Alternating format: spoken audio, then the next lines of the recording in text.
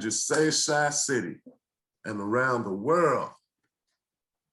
This is Chicago's Intellectual Podcast. And today, we have a good brother. The pronunciation is Decoteau, and your name is spelled D-E-C-O-T-E-A-U. That's correct. That's correct. Can you give me a brief background on that spelling? Yeah, so it's a French spelling. The folks that I was named after in South Carolina's last name is pronounced Decoteau. So it's D-E-C-O-T-E-A-U, a French spelling, French last name. And, you know, I grew up in South Carolina where it required a lot of explanation to get people to say the Decoteau. And so it just kind of eventually turned into Dakota. But when I was growing up, nobody called me that anyway. Everybody called me DJ. That's my nickname. DJ.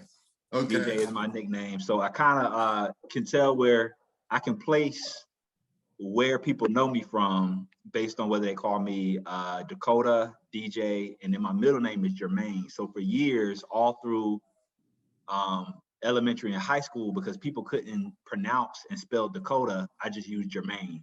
So when I left and went to college, people started calling me Dakota, but everybody who was close to me still calls me DJ. So I go by many names, depending on the time that people knew me and where I'm at. But in Chicago, most people call me Dakota here in Chicago.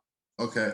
So now, my brother, you know that names are earned and not given. So what's the backdrop to DJ? It's just my initials. Oh, it's just your initials? Yeah, okay. Dakota, Jermaine, Irby. Okay, so, I thought we was about to go into some DJing. I was about to. Oh, no, nothing like that. Just a lot of people think I'm a junior or something like that, but it's not a junior. It's just Dakota J. So my initials, you know, are DJ. Which, you know, a lot of people don't know that when I write in my academic publications, everything is Dakota J. Irby.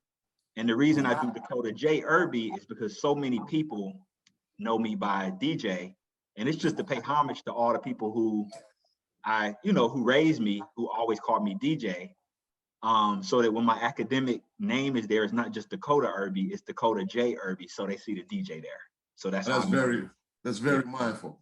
That's very mindful. Yes, sir. So let's jump right into it, bro. Thank you. Yep. Who is Dr. Dakota J. Irby? Can you give me a background, like coming up in South Carolina, and just, you know, take me through a brief chronology of how it was coming up.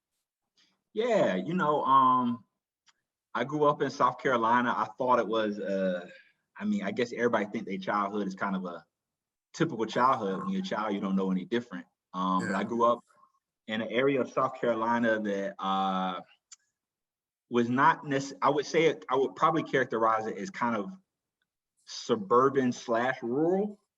So I grew up around a lot of land. You know, I had a backyard, I had a front yard. It was me, and I have two sisters, one sister who's 2 years older than me, and a sister that's 7 years younger than me, and my mom.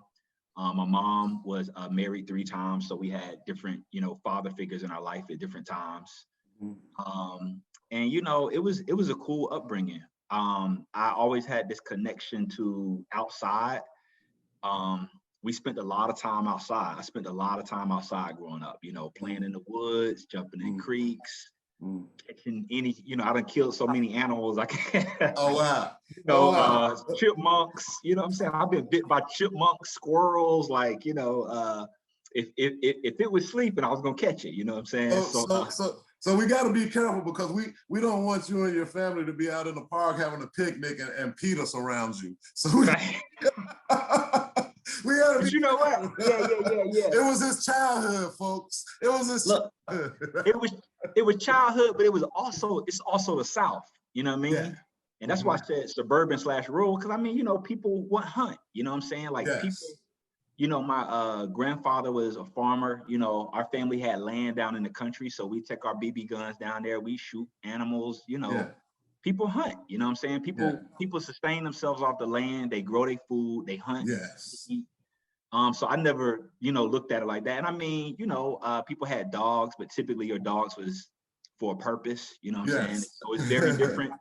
I mean, they was your friends and everything, but a lot of people had dogs for, financial, to breed dogs to make money, or to use the Yes. dogs to protect their land, or to keep snakes and keep animals away and stuff like that. So, but I mean, so yeah, I grew up in what I would consider a kind of typical working class / poor Black neighborhood. We rode bikes, we played football in the street, we played a lot of baseball, we spent a lot of time outside. Yeah. And it was a good upbringing, because I always felt like, and I think this has vastly influenced the way I am as an adult, is that I had the opportunity to really roam, like we And explore, we yeah. got to roam and explore, you know what I'm saying? And it was a kind of community where I was fortunate to live in a neighborhood where I had a lot of family members around. So I knew people on pretty much every street. So I could kind of roam, and I was never too far away that if I needed somebody, I could I could get to their house. You know what I mean? I could run to their house. But I mean, we had a kind of situation where, we could drink out of somebody's water hose. Yeah. You know what I mean? And nobody wouldn't say nothing. They'd be like, matter of fact, many people, if you saw a water hose, we walk up in their yard, drink out their water hose, they might come outside and say, y'all want a popsicle? Yeah. You know what I'm saying? So I grew up in that kind of environment, which was, I think, very nurturing and allowed me to be creative and be myself. Of course, we had typical like little, kid spat stuff, like little fist fights and, fighting over a game and, a basketball, or this street versus that street, that sort of thing. But a lot of times we would take that out on the basketball court, on the, take it out through baseball or whatever. We was all kind of really out. I had a very outside, independent, roaming type childhood, you know what I'm saying? And I'm talking probably around age, probably about 6 or 7, you know what I mean? I was good to be able to like get on my bike. I got 50 cents. We had a little, little corner store, pool hall, it had pool halls back then, like game rooms with the arcades. Yes. So we hung out there, and, we went to the little gas station, might steal some candy, might buy some, depending on the day, that sort of thing. And, it was good, man. It was a kind of environment where you could make mistakes and you could mess up, and it wasn't going to be the end of you. You know what I mean? It was, somebody's going to tell your mom, I know where you live. I know your mother, or they might tell you, where do you live? And then they'll go kind of tell you, get you straight and that sort of thing. And adults wasn't afraid to really step to us. And that actually, having adults not being afraid to step to us it gave us a kind of freedom, you know what I mean? To really just kind of be kids, man. So it was a great upbringing, man. I had a wonderful, great upbringing. Sounds like a very influential, nurturing community. That's what it sounds like to me, right? It was. And there are some vital components that are missing today in many of our communities that are very necessary. And I know, coming from South Carolina to Chicago, you probably see that, right? Yeah, absolutely, absolutely. And I have family in Philadelphia, so I spent time in Philadelphia as I was growing up.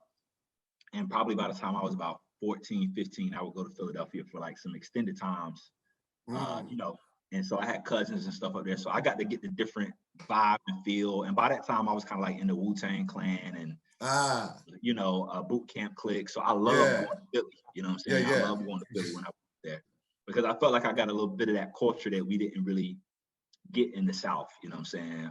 Yes. So, I got exposure to the best of both worlds. So, the kind of rural country experience, kind of suburban, we spent our time hanging out at the mall and stuff like that. But then I would go to Philly and, we'd be in North Philly, like nice town, like, tuck your chain, take your chain off. Don't get on the bus with your chain on, you know what I mean? So, you know what I mean? So it was, so I was able to kind of, just figure out both. And, I had cousins in Philly, and, I kind of followed in their footsteps, and they made sure that I was good. And, that's kind of where I was, back and forth between those two worlds. And both of them was very nurturing worlds. Philadelphia was a more close. We had to kind of be, I didn't get to roam like I roamed in South Carolina. Yes. But, you know, the interesting thing is that, you know, when I talk about the independence and my ability to roam, I think I was 14 the first time. This sounds ridiculous now when I think about it, but I was 14. I would take the Greyhound bus from South Carolina to Philly. Alone? Alone. Yeah, you know what I mean? By the time I was in high school, so, you know, and I just had that sensibility with like, you know, I could chat with somebody and I know who not to chat with, you know what I'm saying? Yeah. And I know that, like, you know, I got to keep these things in this bag and not put them underneath the bus. And when I'm sleeping, I got to sleep with my hands folded over my bag on the bus, you know what I'm saying? Yes. I just kind of like understood some of that. And, but yeah, by the time I was, you know, in high school, man, I would take the Greyhound bus. And once I started driving, you know, I would drive to Atlanta, drive to Charlotte. Greenville is about an hour and a half from Charlotte, about 2 hours from Atlanta, along the 85 corridor, right in between Atlanta and Charlotte. So a lot of the culture we got was, they were the two closest big cities, you know what I'm saying, and the most influential in terms of sports teams and that sort of thing. But yeah, so I had the opportunity to really roam a lot, man. And I think it's influenced my ability to be able to move and adapt as an adult, because I've lived, you know, I lived in Charleston for college, where I went to college in Charleston. Then I moved to Philly to attend graduate school. And then I lived in San Francisco. I've also lived in Milwaukee, and now I'm in Chicago, but I've been able to kind of make those adjustments wherever I go. And I think in large part this had to do with the amount of time and the freedom I had as a young person to be able to kind of roam around and figure things out. That's how I like to describe it, is I got to figure things out. Like, you know, here we come, and, you know, I'm riding my bike and I see these boys down here and I know how they act. So I'm gonna try to go around this way to get home. You know what I'm saying? Or whatever I needed to do. But I had the opportunity to be able to kind of figure that kind of stuff out, you know? So if you can recall the first time that you went to Philly, the very first time, do you remember whether or not it was a culture clash? Was it a paradigm shift for you? How was that? The very first time, if you can recall. Well, I mean, I've been going since I was little shorty, right? Okay. But I don't think it was a culture clash. I think in part because I'm trying to I mean, it's very different. Just very different, right? And that's what I mean, because one would think, right? Coming from the South, hunting, you know, urban/suburban community. Right. One would think going to the city and you know, much freedom, having to use your intuition a little bit more, because you got to watch the neighborhoods and things of that nature, right? Yeah, territorial. Sure. So I was just thinking, like, maybe it could have been, you know, just a little bit of a culture clash, but that's amazing. But you know, but here's the thing. I think that the built geography of it and stuff is different. But what I found, you know, people in the North is really just Southern people. Yeah. They ain't that far removed. No you doubt. Know what I'm saying? Yeah, no doubt. I mean, you know, my people are from Alabama, so. Yeah. So, and I remember. So I think in terms of relating to people, a lot of the Black people in particular, you know what I'm saying? Not the white people in the North, but the Black people in the North, most of them have some Southern roots. Okay. If you especially start talking about, I think it might be different now because, you know, the generations or whatever, but, you know, most of my family, for example, and if you met an older person that was 50 and older in Philly, they have lived in the South. So they can appreciate you. They can understand. They can appreciate it, right? Yeah. So I remember one time I was telling, and so even the migration pattern is, you have people from North Carolina is in New York. People from South Carolina is in Philly. People that's in Baltimore, you know, Baltimore, DC area is more from Georgia. Okay. So it's amazing because the pattern just follows like the Southern states, you know what I'm saying? Yes. Yeah. And so I always found that, like, being in South Carolina, you know, people had a connection. And I think that even if they didn't live down there, if they was more my age, they had a curiosity. They thought we was country or how we talk, you know what I'm saying? They were like, you know, you talk country XYZ. But you know, it was more kind of like a curiosity. And I think that at the end of the day, like, you know, if you ain't trying to act like a, you know, I never been no tough guy. So I ain't go up there. I wasn't trying to act like no, you know what I'm saying? Right. So it was all good. You know what I mean? Like, so it wasn't a real big clash that way. The biggest thing, which is not different than anywhere I've ever been, is the people just being suspicious because they just don't know who you are. You know what I'm saying? Yeah. And so, but that's a suspicion that I've experienced everywhere I've ever been. It's just at the volume of suspicion is more because there's so many more people. Yes. You know what I'm saying? Yeah. And but I think that I think that I bring a lot of Southern sensibilities with me. Like I like to speak to people, man. You know what I'm saying? And so I would always kind of speak or nod or say hello, and that's just kind of how I am because, you know, if you're in the South, you grew up in the South, man. You know, you're supposed to throw your hand up when you ride past the porch. It's like a damn well better. Yeah. You know what I mean? And it's amazing, man. I tell you, man, speaking goes a long way. It does. You know, when we first moved here to Chicago, I spoke to all of my neighbors when I would get out the car. If I saw them sitting on a porch or whatever, I'd go up, I'd introduce myself, say my name's Dakota. You know, we just moved down here, blah, blah, blah, blah, blah, blah, blah. And they was kind of, you know, sitting back looking like, what's up? You know what I mean? But then eventually, you know, it might have even been a year later.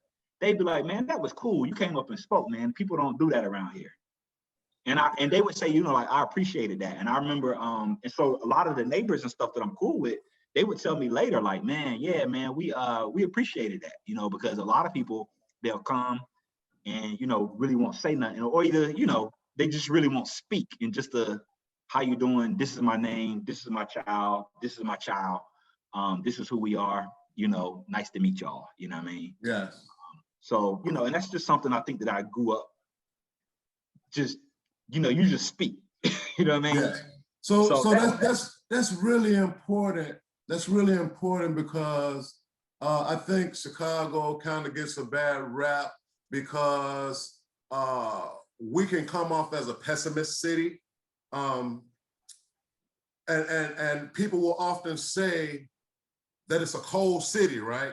And and with it being a cold city, it's important that you have the character to be able to break the ice, like you just described, right? Yeah. Breaking the ice. Whether it was uncomfortable for them or not, eventually they ended up loving you, right? So, right. So that's very important. That's a great point. Let's move on, man. What are your values, bro? What are your personal values as a Black man? Yeah. And I think my values are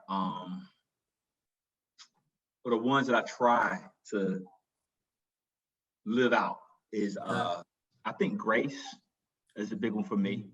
I try to be gracious. I try to extend grace to people. I try to be gracious with myself. Another value is I would say that I'm very cooperative, maybe to a fault. Some people would say, but you know, I'm a sharer, I'm a cooperative. I believe that we just more powerful together. Yes. So I guess why I said to a fault is that ends up meaning that I'm not a very competitive person. I'm competitive with myself. I always want to outdo myself, but I'm not the kind of person that's ever trying to beat somebody else or outdo somebody else or anything like that. And like I said, maybe that's a fault. I don't know. But so I would say that like those are two, like grace, being gracious is something that I really hold as a value. Cooperativism and being cooperative and thinking about the collective well-being and collective good is another thing that I think is important. And then I just, you know, like value creativity, you know, family. And when I say family, I think that expands and shifts and forms, means different things over different points in my life. I think it, you know, as I get older, it becomes a more expansive concept. Yes. But yeah, I think those are some of the things about that I would say are values, things that I really value and that how I would capture my values. So, you know, you said something very interesting a minute ago. And I quote, "I'm not a very competitive person," end quote. I feel the same way, right? And I think the difference is that I don't necessarily look at it as being even a potential fault, right? What I found is that I'm my only competition, right? There is no competition outside of me, right? And these things have helped me to focus on my goals in different arenas, right? To erect myself in different professions and tasks and agendas and things of that nature. And many people don't understand it, but sometimes they'll have more of an issue with it than you do, right? Right. You know what I mean? Right. And so that just kind of struck something in me when you said that, because that's how I feel. It's like I'm happy that my people especially, but overall all people, I'm happy that they're successful and accomplished, but to an extent that's really not my business because I have things to do. Yeah, for sure. Stuff to do, man. I Yeah. can't be in your business, man. Right. You know what I mean? Yeah, And so that's just how I look at it, you know? Right. Yeah, absolutely. And that captures it. I mean, we speak in the same language, because that's why I said I can be competitive, like with myself, you know what I'm saying? To kind of push myself, but I'm not looking at what nobody else is doing, you know what I'm saying? Like, you know, like if I'm looking at it, it's to admire, to find inspiration, to celebrate. To celebrate. It's not like I'm looking at it so I can try to be better or do better than them. You know what I'm saying? I'm like, what can I take from what I see this person doing? But it's never, you know, so that's the kind of spirit and that I kind of try to, that I think captures who I am, you know what I'm saying? Yeah. And, but like I said, I can be very competitive and pushing myself, you know what I'm saying? Like, so it's interesting because the sports that I found, I didn't realize this until I was older, but I always loved baseball. And I like basketball to an extent, but I kind of stopped playing because we was always arguing, and it's like, did you foul me? And I'm like, you know, it just wasn't my thing, you know what I'm saying? But then I was in my 30s, and one of my colleagues kept inviting me to play golf. And, you know, I had this mentality of golf, right? You know, we just didn't play in the South. The golf was at the country clubs, you know what I'm saying? So anyway, I ended up going to play golf, and him and another colleague of mine kind of showed me some tips and everything. And I found out that I love golf, and it took me back to baseball, right? And so what I started to realize is the sports that I like are the sports where it's really on me. You know, if you're playing baseball, even if whatever pitch you get, you decide whether you swing at it or not. You know what I'm saying? So if you're in the field, I used to play shortstop. If somebody hit the ball to me, either I'm gonna make the play, I'm gonna get it, and I'm gonna make a good throw, or I'm not. Don't nobody else got nothing to do with that. That's my concentration and what I gotta do. You know what I'm saying? Same thing with golf. You either gonna hit it off the tee, you gonna, you know, it's me versus the course. And so it ends up being about focus, watching the ball, focusing on the ball, thinking about your body, right? That sort of thing, as opposed to how I'm gonna shoot the ball over this brother that's 6'5". You know what I'm saying? And I just never really had, and so I realized that the sports that I like most are the ones that don't require me to dunk on somebody, shoot over nobody, but it requires me to have intensive kind of focus that allows me to make the play or to hit the ball, or to throw it, you know, straight to the first baseman. And so I realized it took me a long time to realize and be able to name kind of like the competitive nature that I have against myself and not with other people, you know what I mean? Yeah, that makes perfect sense. That makes perfect sense. So when was it that you first realized that you were highly interested in academics? At what age did you become good at it? You know, I mean, I really don't think that I felt I was good at school education stuff until really college is really when I felt like I was doing my thing. And I think it was a consequences of the kind of schools that I went to. I mean, I knew I could make good grades. I knew I could make pretty decent grades, but I wasn't engaged. I didn't fully apply myself, put it like that. You know what I'm saying? I graduated from high school with like a 2.6 GPA. So some C's, you know, and it worried me by the time, because I played around quite a bit my freshman year. But, you know, I was kind of just like a social person. I'm cool with everybody. You know, in my neighborhood where we grew up, we had one neighborhood that was called Bellmead, is where I lived. And then we had another neighborhood called Pleasant Valley. It was Bellmead boys versus Valley boys. I was the one dude that wasn't in that, you know what I mean? Like, I can hang out with people on either, you know what I'm saying? I can hang out with people on this side and this side. I was the person that was like, this dude want to fight this dude. I'm like, why y'all, what is going on, man? Y'all, let's just go talk. You know what I mean? That was always me. So I was kind of more like of a more social person. And I think that my ability to be social and relate to teachers, I think I related a lot to many of my teachers, unless I thought they was racist. So I would relate to my teachers. And I think my teachers kind of like looked out for me, pushed me. My mom was on me. I was the kind of kid, when I was in middle school, man, my mom, I got in trouble so much that my mom ended up volunteering to work in the front office of the school every Friday, 2 hours. So I knew she was gonna be there every Friday. That's what really was a saving grace for me, man. That she was like, I'm at the school. And so I was like, man, I can't, it was embarrassing too, bro. Like, you in middle school, you know, 12, 13, and your mama's at the school. It was awful, but that's what really kind of kept me on track, is really just trying to honor my mom.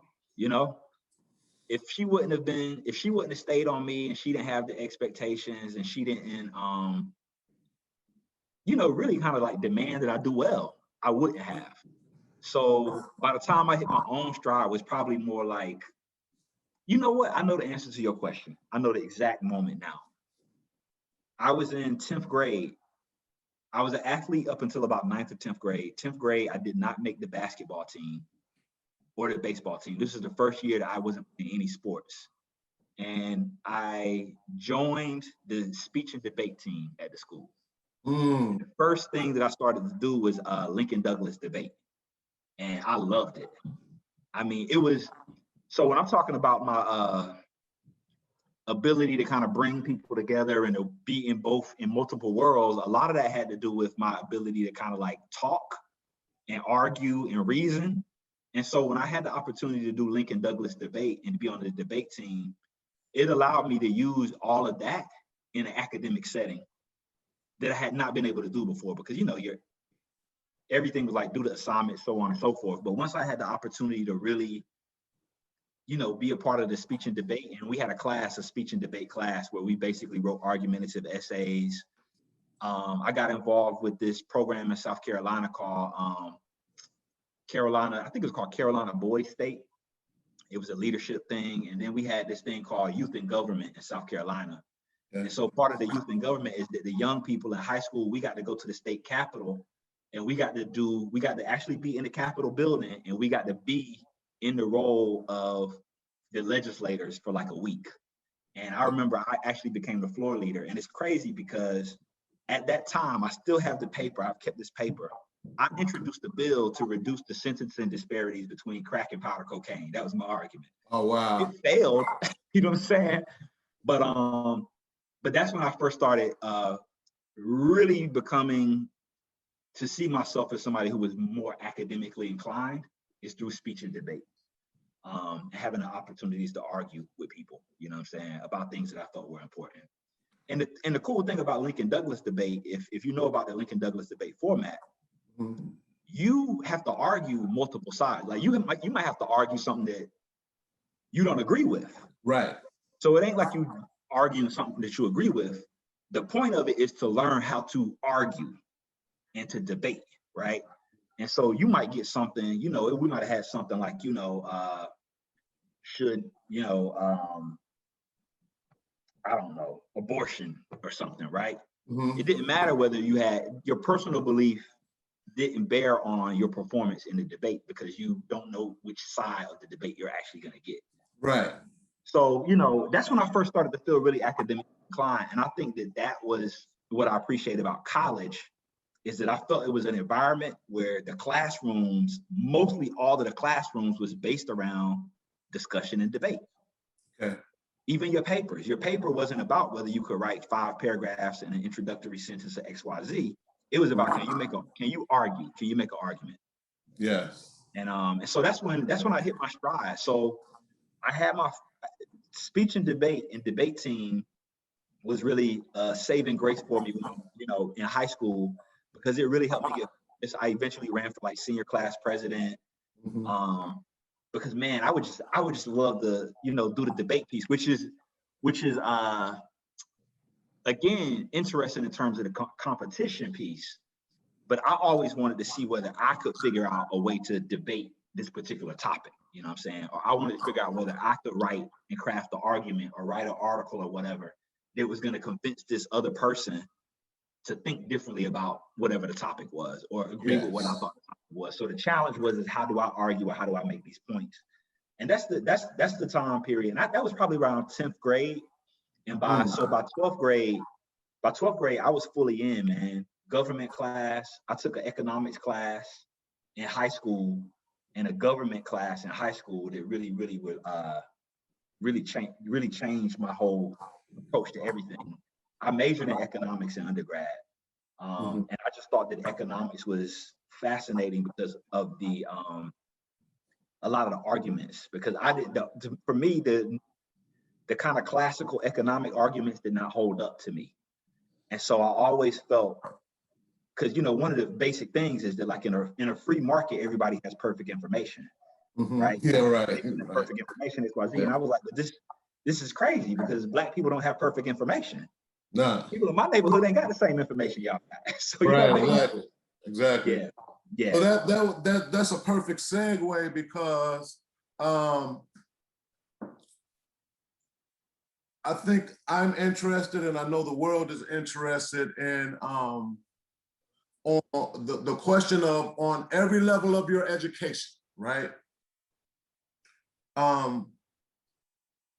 Have you found there to be a difference in your academic nurturing based on the ethnic background of who your teachers or professors were? Yes, for sure. So all through, you know, kindergarten through 12th grade, I didn't have, I don't want to misspeak, I didn't have a single Black teacher. I had an Indian, I'm guessing she was an Indian teacher in 3rd grade. And she was pretty nurturing. I thought she was a very nurturing person. And then when I got to high school, I didn't have any Black teachers, but there was a few, 2 in particular, white women teachers, Miss Barron and Miss Willoughby. And they were very nurturing, you know. And Miss Barron was the speech and debate team coach, captain, or coordinator, advisor, whatever you would have called it. And she was a nurturing person, slight kind of argumentative, kind of, you know, she was kind of like fiery. But that worked for me, I think, because I grew up around a lot of fiery people. Okay. Fiery women in particular. Okay. And then Miss Willoughby, on the other hand, was just like, she was just like a sweet old white lady, man. Like just sweet. Like, man, I remember, man, like Miss Willoughby, like if you made Miss Willoughby cry, you're gonna have a problem. You know what I'm saying? Could be like, yo, you know, what's up, man? Like, because, and I tell you this, Miss Willoughby was the kind of teacher who, she had this wall in her room, and she had everybody's picture up there. You give her your picture, she gonna put your picture up on the wall. And she knew everybody by name. And she was the kind of, you know, teacher who could just see you and just wink at you in the hallway. And you just be like, all right, let me get to class. You know what I'm saying? Mm. So those two, but then when I got to college, I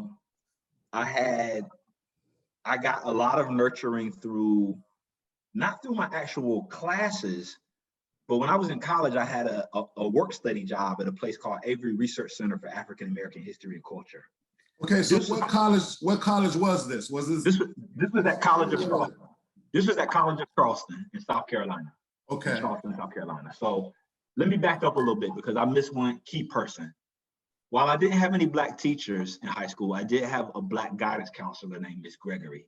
And she was the kind of person who would be on me. Like, we didn't have a real close, warm relationship, but she was the kind of person who was gonna, you know, we would be in class and she would be like, you know, I need these 5 people to come to the office, to the guidance counselor's office.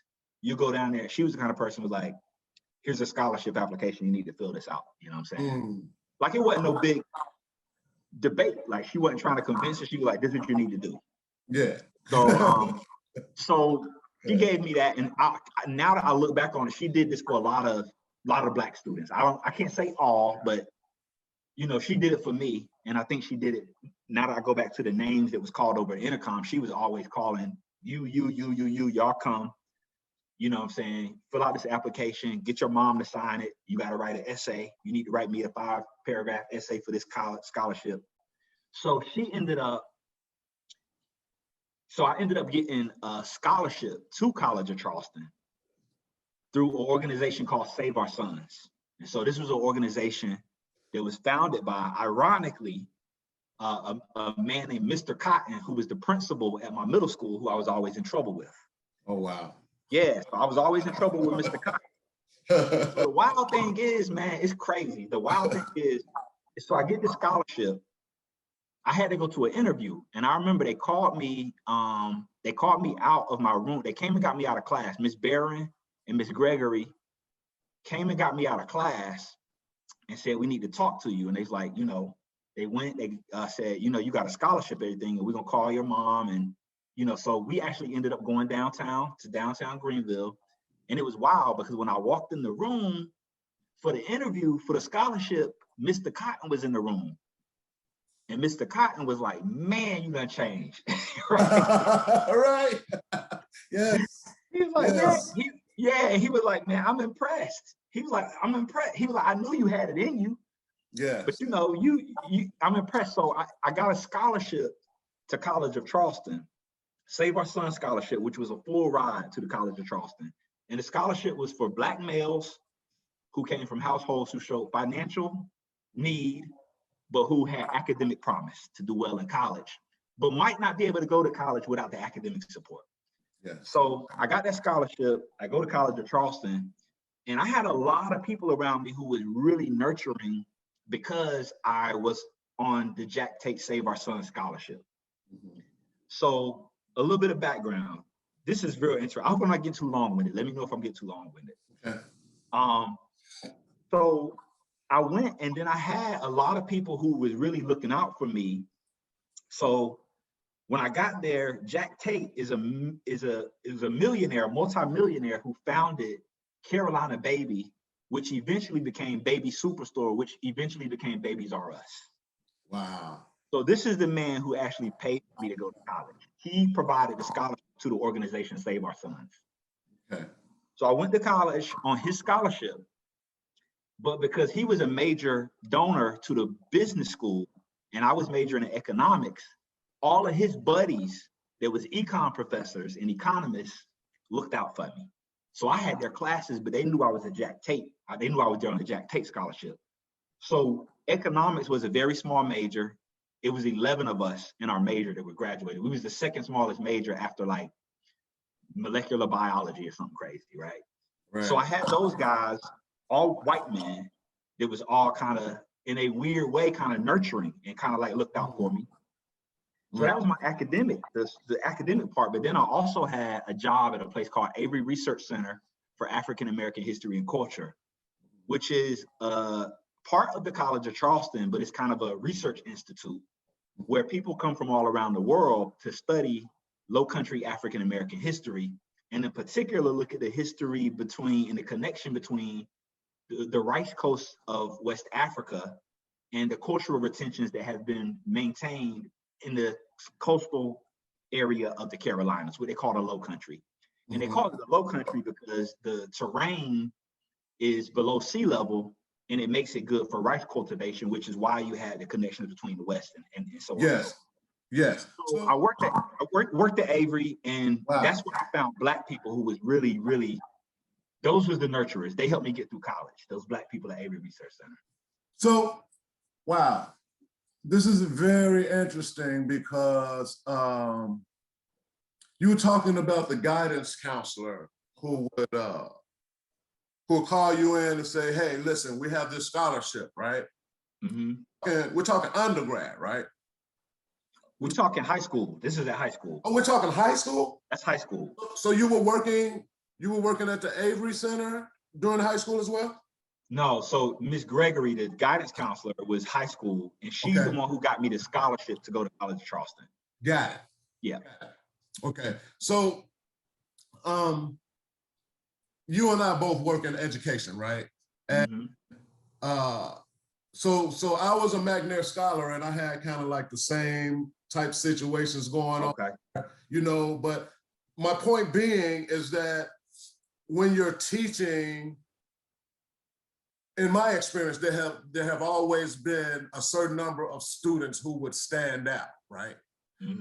Every semester, I will have 3 or 4 students that I will pull to the side, and I will inform them about the Ronald E. McNair Scholars Program, right? Which provide them, and I heard you say this, which will provide them with research experience, right? In undergrad, which is rare. And I heard you say that, which is very rare. And this is simply based on academic promise, okay? It's based on academic promise, and for us, with people who look like us, it's based on opportunity, right? Sometimes, you know, we're not afforded opportunity, but when we are, usually, and we have the nurturing, usually we will shine, right? Yeah. That's what I hear you saying. So what happened by the time you get to your master's program? So the people who are at Avery Research Center, Sherman Pyatt, man, just a lot of really cool people. Guy named Mr. Franks that was there, a woman named Miss Deborah Wright. We called him Miss and Mr., you know, in the South. Yes. They all kind of, so they helped me, so they really helped me understand that I should continue on and get a master's degree. And also the folks in my econ program encouraged me to get a master's degree too. The conservative white men that believed in free market economics, you know what I mean? I would be arguing back and forth with them in class, you know what I'm saying? So between those two groups, they're the ones who really kind of encouraged me to go on and continue to get a master's. I have a great amount of gratitude for a brother named Quadro Campbell, who at the time was a community activist and organizer in Charleston, and I worked with him in the community. So I had 1 foot in the classroom, 1 foot in Avery Research Center, and 1 foot kind of in the community. And Quadro Campbell was the person who was encouraging to do kind of like a lot of the community engagement type stuff. But when I worked at Avery Research Center, I worked in the archives, and I actually was responsible for cataloging and organizing the papers for Septima Clark, who was, a radical educator who formed citizenship schools throughout the South. Her, Esau Jenkins. So a lot of people, they went, and I'm talking about, they got the people who thought people shouldn't talk to the people back then were called Geechee, which was a derogatory and negative term at that point. Now hip hop generation has embraced it, and Geechee and Gullah and that sort of thing doesn't have that negative connotation. But at that time, September Clark was organizing citizenship schools for Geechee folk, you know what I mean? Mm. And so I actually organized her papers. And part of what my job at the research center was to do was when people came to do archival research about Low Country African American history, I would assist them. So we would have people coming from all over the world to study. And my job was to go into the archives to get the original documents and manuscripts and stuff like that from these collections that I had worked on and share that with them and that sort of thing. So I had that kind of experience, and I got the other thing I should add is that Avery had a library that was only focused on African and African American authors. And so for my undergrad year, I had a work study job where I worked 20 hours a week. I had a lot of downtime.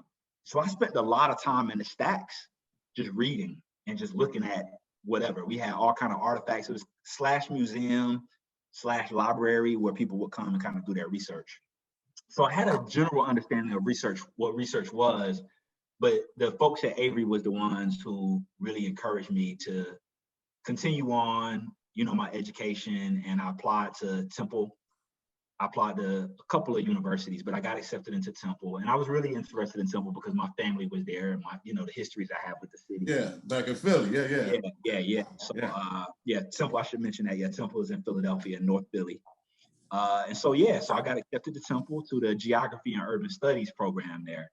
And I moved there to study Geography and Urban Studies because I had went into economics wanting to focus on community development.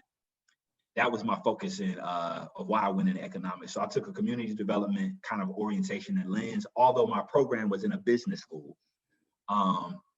So I went to Philly, Geography and Urban Studies, thinking that I was going to use my urban studies degree to become something like an urban planner, community developer, and, you know, empower. That's who you were. People.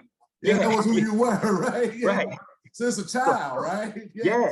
I just like, this is what we're gonna do. We're gonna get this paper, we're gonna get these resources, you know what I'm saying? We're gonna, that's what we're gonna do, because I felt like that's where I wanted to really kind of like lend myself for my life.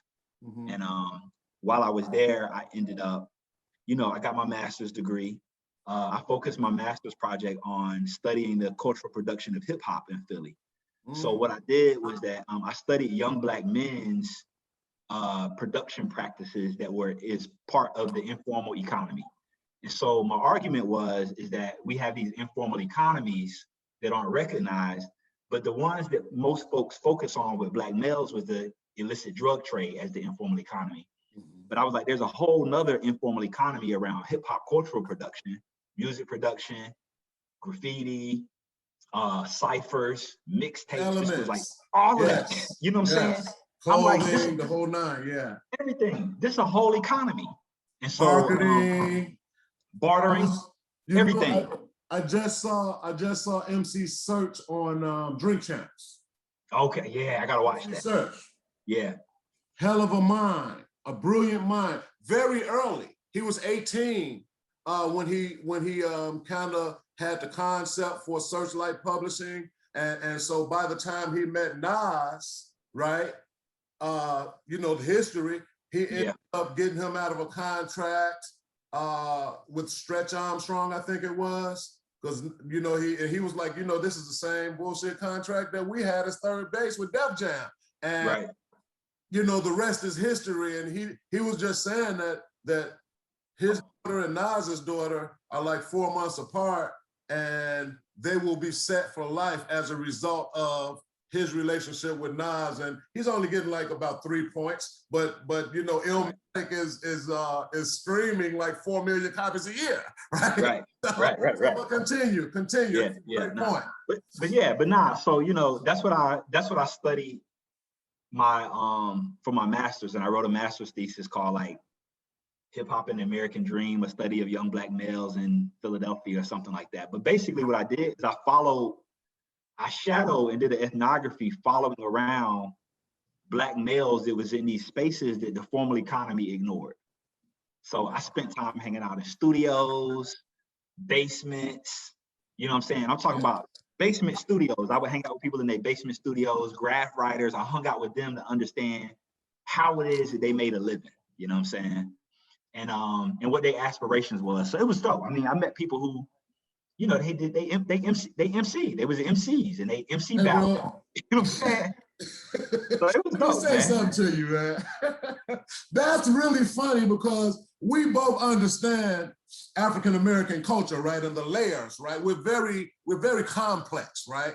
And when you tell me that you did an ethnographic study, right, with these individuals, with various individuals in many different spaces, right, that says a lot about you. Yeah, yeah. That says a lot about your ability to connect to people. That we know on certain levels, you know, even within the hip hop community, there are some things going on that people might not be so willing to expose, right? Right. And right. the fact that they would allow you to come in and you know, and just record and have the experience, you know, it was anthropology of a sort, right? Yeah, absolutely, absolutely. And that's amazing to me. I just had to highlight that because that's it was only imagine, right? Yeah. It was a good time, man. I mean, you know, I was young. We was the same age, you know what I mean? I was the same age as a lot of the guys. Some of them was younger, some of them was a little older than me too. But I just think that like like people want to tell their story. And people want people to see that they have dreams, which is why I called it the American dream. I put it in quotes, you know what I'm saying? But that they have dreams, that they have strong work ethic, ambition, everything. One of the things that the value. Yes. They have the values. And at the end of the day, like people wanted people to know. Even if because a lot of them was doing, you know, whatever on the side and doing other things too. But the values that they had was to be able to really be with them and kick it. And it was 14 different guys. Wow. It was 14 guys. And I spent about a year literally just hanging out with them and interviewing them. So I met their crews, their homeboys, you know, we did studios, all that kind of stuff. And man, the best feeling for me was to finish the master's thesis and give them a copy of it. Hey, bro, that's amazing. Yeah, it was dope. That is amazing because, you know, as scholars, we're always critically thinking about things. And as you're saying this, I'm playing it in my head and I could just imagine some of the intimate details, right? Especially in the beginning. Especially in the beginning. Once they got comfortable with you, it was a little bit different, right? Yeah. In the beginning, like, you know, the apprehension, and you seem to be a very inquisitive person. So you know, you're probably using your intuition a lot, right? And so you kind of feel, you know, that there's a little bit of apprehension, and you probably had the ability to make them a bit more comfortable, right? Yeah, you know, the thing that was fascinating to me about it is that, like, man, when I would have an interview, like, you know, I followed them around, we talk a bunch of times, so I interviewed them multiple times. But man, by the time, a lot of times it would be a trip. Like, we wasn't doing no one-on-one interview. They whole crew is there. You know what I mean? So I'm like, so it was dope because, like, people want to tell their story, and we do things, hip hop, we do things in a different way. It's very communal. Yes. So the interviews wasn't, some of them was, but most of them, probably more than half of them wasn't like me sitting down talking to you right now. Yeah. I would be like, I would invite you, like, Rod, I want to interview you. We all want to do an interview. You would say, cool. I show up, your whole crew would be there. So, you know, that's how it goes, right? Yeah, you know what I mean? Like, you asked me in front of everybody, you know what I mean? Yeah. Right. So that was the cool thing about it, because it was almost, they treated like, it was almost like you important enough for me to talk to you about your craft and what you're doing and your dreams and XYZ and why you're doing it. And all of the homeboys would be around too. And they would I would be talking to one person, but they'd be off the side, like co-signing, and then we had all these interesting conversations.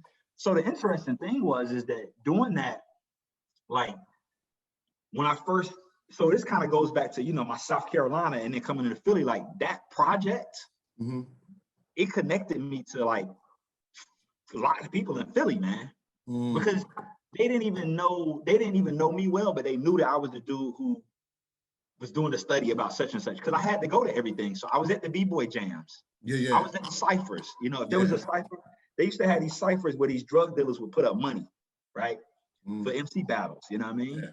And I would go to those. You know, and a lot of them ended up being on.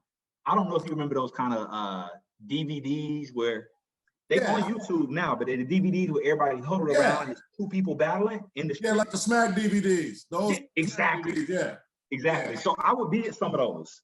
Oh, wow. Posted up in the back as an ethnographer, capturing the production of the culture, right? This is how people made their money. Yeah. Right? They made their money battling and writing. They wasn't just doing it for fun. It was a form of labor. You know what I'm saying? Yeah. So it was fascinating, man. I haven't talked about this in years actually, but it was real dope, man. Yeah, and it was good. But what I found is that people want to tell their story, man. You know what I'm saying? Like people want to tell their story. And so I'm glad that you waited. Well, I don't know if you waited, but I'm glad that you were able to tell the story on this platform, because this is very important. Like, you're really a part of hip hop history, right? Really a part, if only in that region. You know what I mean? And that's important. That's because that piece of it could have been missing, right? You know. But moving on to hold tight 1 second. Let me get my little guy. Let me see. Okay, go ahead. Family man. He's a family man, so you know we have to take a little break here. Let him take care of the famo, and that's good. That's really good, man. Very interesting. Okay, my bad. It's not their bad, man. We need the world to see that we're family men. Yeah. No, it's all good. It's all good. You know what I mean? That's part of what we do, man. We wear multiple hats, man. So moving on to your PhD, because this is very important, and we have some other stuff to discuss that's going to tie into some of the things that you told me about Philly. I didn't know what your story was, or you know, the things that would be teased out of it, but this is very good. So moving on, now you complete your master's project. What's the process of going into PhD candidate status, especially as an African-American male, because that's very important. That's very important because there are so few, right? And then we'll talk about the fact that you have tenure at such a young age. Okay. To me, bro. That's what's up. So I think when I was in Philly doing my master's thesis, while I'm doing my master's thesis, I had started working at with a program called Young Scholars Program at Temple University, and I also started working at this place called what was the name of it? Diversified Community Services, where I was working with like adjudicated youth that had been, you know, they didn't want back into the public schools and that sort of thing.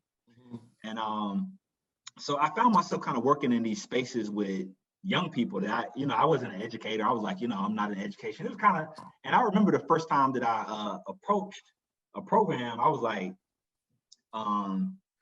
I just need to do something to feel like I'm giving back or connecting or whatever, you know what I'm saying? And I went in and I was like, I can teach computer skills or something. This is probably 2003. So, like everybody had computers and phones, and you know what I'm saying? So I was like, I can help you kids learn how to use Microsoft Word because I know how to type.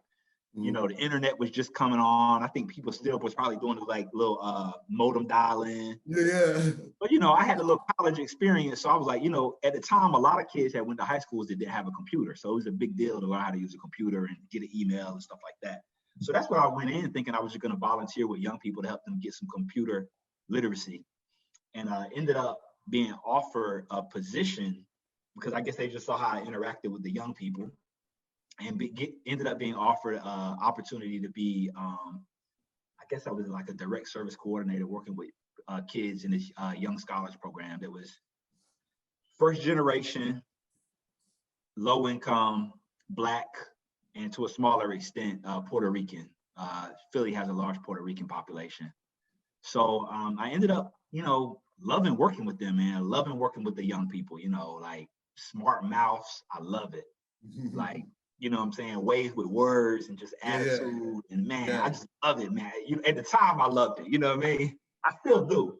But I just loved it, man. I just like to have this admiration for it. So they might say something and pop off and be a smart mouth. And, I kind of get right back with them. And it'd be kind of like this. It was this weird kind of vibe that I had with the young people. And so I just found myself being able to relate to them, but also had the ability to relate to, people who write master's theses. And, you know what I'm saying? So I could kind of do both worlds.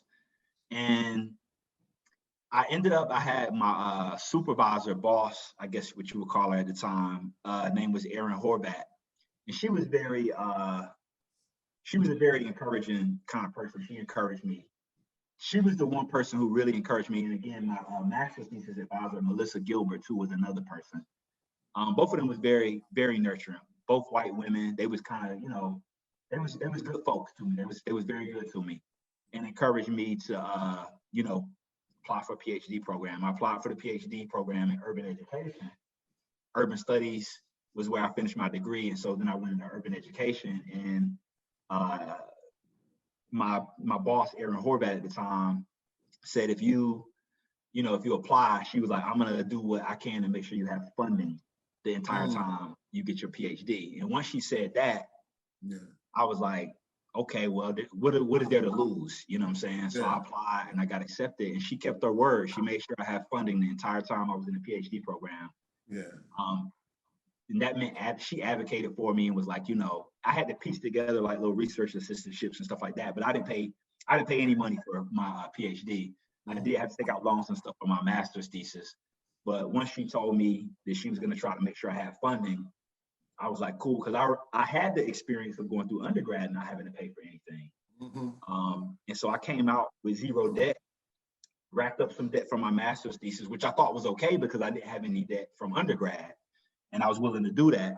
But then when she told me that, my PhD would be taken care of, that she would, make sure that I had funding, she kept her word. And so that's what helped me really get through that process. And I started working with young people, urban education PhD. And my dissertation, initially I wanted it to be an ethnographic study of young people in an alternative school setting, right? The kids that don't nobody want to work with, which was interesting to me because I ain't never had no real major problems. But it would be wild because the question I became curious about as a researcher was, how do I have this group of students? And they might not be stellar students. They might cuss me out every now and then. But literally, the classroom next, or the teacher that come to be with them in the afternoon, I'm with them in the mornings, in the afternoon they got another teacher. They tearing stuff up. They fighting, stabbing, right? It's wild. I'm like, what's going on? And so my research that I eventually landed on was trying to understand the differences in kind of like organizational classroom culture and climate, and why you can have the same population of students that can do well, not necessarily thrive, but can do pretty well in one setting. In another setting, it's just complete chaos every day. So they're responding differently in various settings. Yeah. Right? Yeah. I find that to be true as well. Absolutely. That's a tinge of my research. That's a piece of my research. But yeah, I found that to be true as well. Continue though. Nah, and I mean, I think one of the things that was interesting about this is that, the teachers was Black, I was Black, Black, me, one Black person, so it was Black people, in these settings. And I don't know whether it was my youthfulness, my age, or what it was, but I knew that I was doing something that was very different. Because I remember I would be devastated, man. I would come, all of these kids was typically on probation or, something like that. And sometimes I would come in, say it was a Friday, I left that Friday morning. I come back Monday, I'd be like, what's such and such? He locked up. He did X, Y, and Z. he smacked the teacher or something, right? I'm like, that's a, or, yeah, he was done. He knew he couldn't do that, XYZ. I'm just like, what? And so I was like, man, it's just crazy. So that is what I ended up writing. My dissertation was about school discipline. And it was focused on policies. It wasn't the ethnographic type study that I wanted to do because I was unsuccessful in gaining access to a research site because it was so much that people don't want to know about what goes. People don't want people writing about what goes on in those kind of settings. Yeah. So you know what's really interesting? So basically my whole academic journey has been rooted in working with children, right? Mm-hmm. Children and adolescents, teenagers, and you're absolutely correct. Even though, students from certain areas, particularly urban areas, may not have ideal, traditional behavior patterns, right? But I found in my own experience, when they feel that you value them in the face of their behavior, right? Mm-hmm. The process, right? As a leader, as an educator, we have to be very careful not to push power-based inequality so hard with our youth, right? So you already have the credentials, you're already standing in front of the classroom, you're already the leader, you're in authority, and now you're making it personal, right? But I found that once you establish the context of the fact that I'm going to allow you agency, and if you don't realize what your agency is, I will show you. And the deal is, once I show you, you are now accountable, right? Mm-hmm. And we're gonna make a deal that you're accountable, because you might not know, right? You might not necessarily even realize what your value is at this point.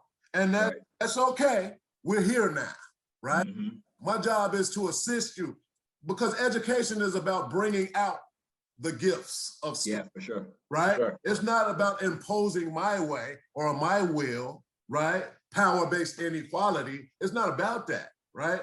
And so I'm saying all of that to say that students typically respond differently when the educators and the leaders have the values that I just mentioned, like, in the face of their behavior, there's a person in there, right? Yeah, for sure. In there. There's some things in there that you can nurture to erect this person to prominence, right? Now, you have the ability as an educator to do it, though. That's the point, because I was that kid. That's how I know, right? I was that, but now look, right?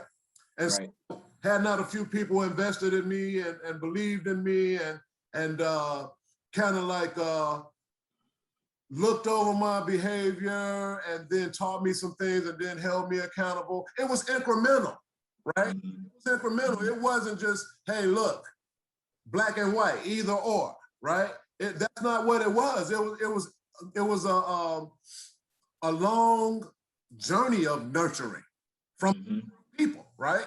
And so, that's what you reminded me of when you said that. But as you moved into your PhD, what was that experience like? Because we're gonna move on, because we have some more things. We'll stay on education. Right. Yeah. You know that, right? PhD program was smooth, man. Again, I think that by the time, as I mentioned before, by the time I was in college, probably like once I learned how to show up to class on time, I have always had a challenge of being on time. It's a challenge. Are you a night owl? Are you a night owl? Naturally, yes. Me too. Naturally, yes. Are you a morning person? No, not at all. Either. Yeah. Either.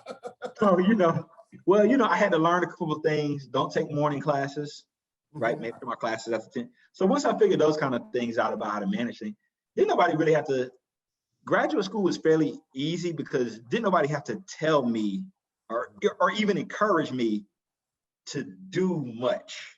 I kind of, the curiosity and the kind of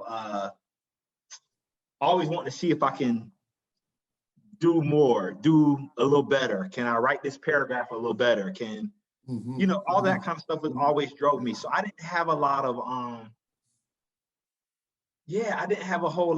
I didn't need a lot of encouragement. I did need, the most important thing for me was that I needed the financial resources. Yeah. To be able to pursue the knowledge, right? Yes. So I needed to have, security in terms of housing security, XYZ, to be able and feel like I could do it. And so that was smooth, man. I mean, I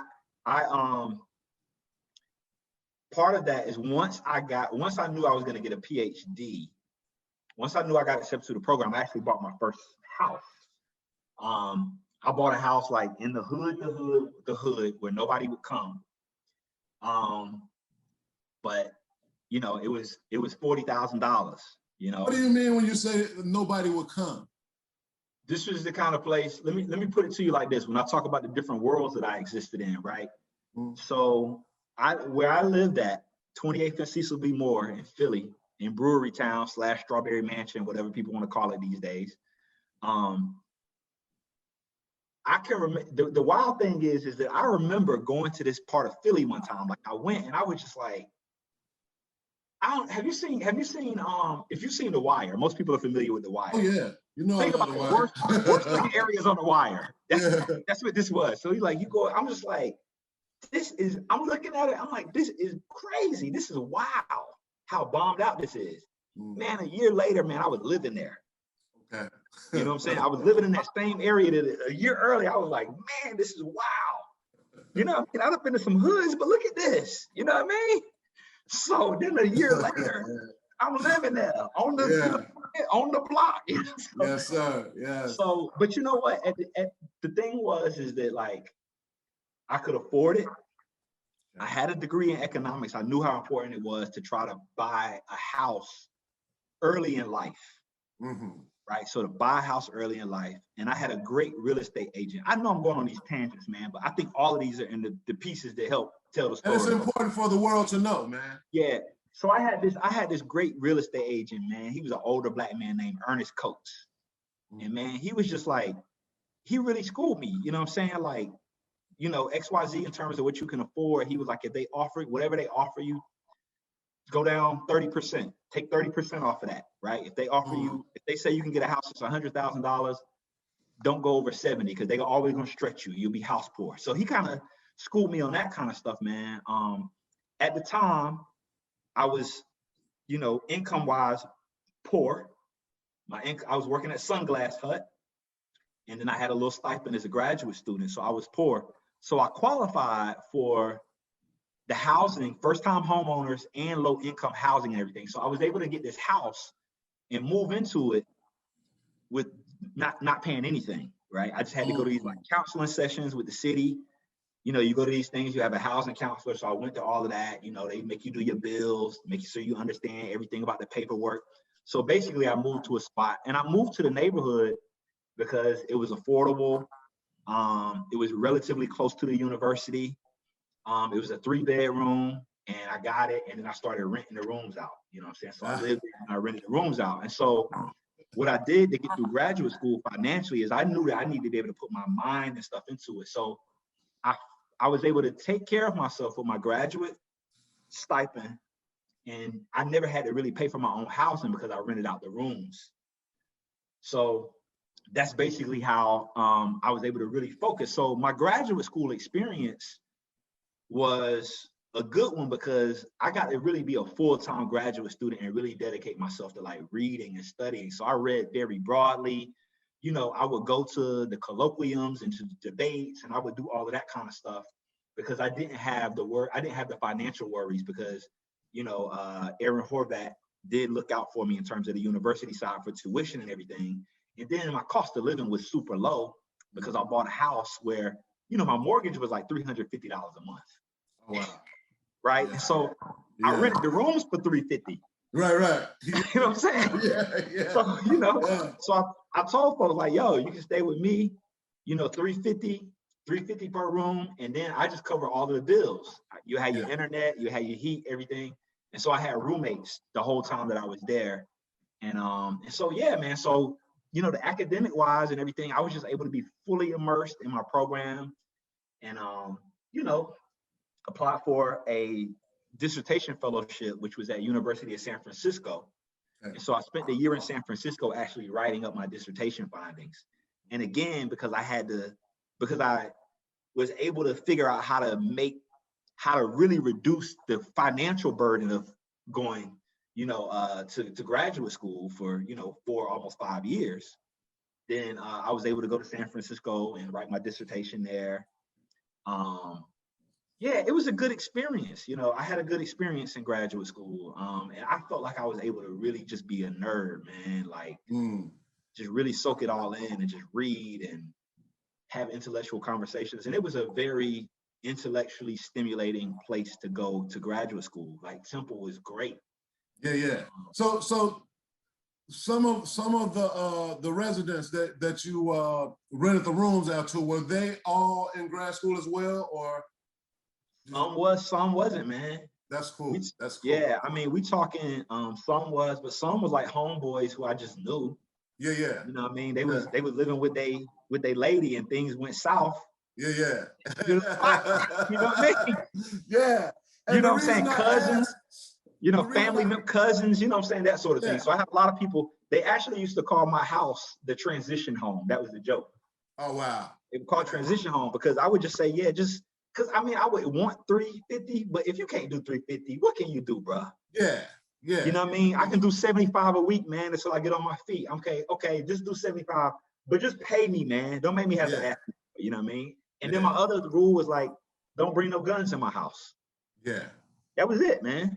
So the reason I asked is because, and it's very interesting, because you were in a PhD program. You were a PhD candidate at this time. And I know the environment that you need in order to kind of focus, study. That's part of the reason why I'm up all times of the night, right? Because not as many people are moving around and I'm not distracted so easily, right? It's just me, everybody else asleep, right? And I just find it really interesting that you were able to like kind of maintain that and still move through your PhD program with relative ease. That's really kind of amazing, man. That's an interesting story. That's an interesting. And so once you finished up in San Francisco, you out there in Frisco. Tell me a little bit about that experience. Man, it was an interesting experience, man. It was the first time that I had lived with so few Black people around. It was a weird experience for me, man. Weird in what way? Weird in what way, bro? Man, I've just always been. It's always been Black people around. You know what I mean? In San Francisco, Oakland got a lot of Black folks and brown folks, but not like South. You know what I'm saying? Right. Like we deep in the South. We deep in Philly. You know what I mean? These are cities and places that's like, you know, 50%. You know, 60% of the population is Black. You know what I'm saying? Like here in South Side of Chicago, like you see Black people everywhere. San Francisco is not like that, bro. You know what I mean? So was this, San Francisco in and of itself, but do you find in retrospect that this part of that was because of the fact that you were pursuing your career, your academic career, your PhD career? And yes, probably so. But again, I think I had still, it was just unnerving. It was just It was like I was in a foreign place. You know what I'm So saying? that's where the culture clash was. I asked you. That was the, there go the It culture was class. Frisco. Okay. Yeah. Okay. Yes. It was Frisco. It was Frisco. Yeah. And so you go ahead and complete it. And at what point did you know that you would start to teach at the university? I think that I feel like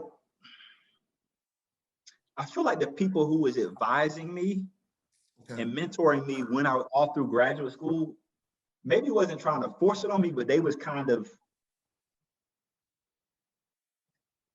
they walked around with an assumption as though I would be a professor one day. I think that that's the assumption that they had, and I kind of fell into that. My advisor's name was Billy Gastick. I also worked, I had the mentorship and worked with Mark Lamont Hill. He was there, he was at Temple. He was on my dissertation committee. And I learned a lot from him. Was he teaching then? Was he teaching? It was his very first tenure track job at Temple University. Wow. I was his research assistant.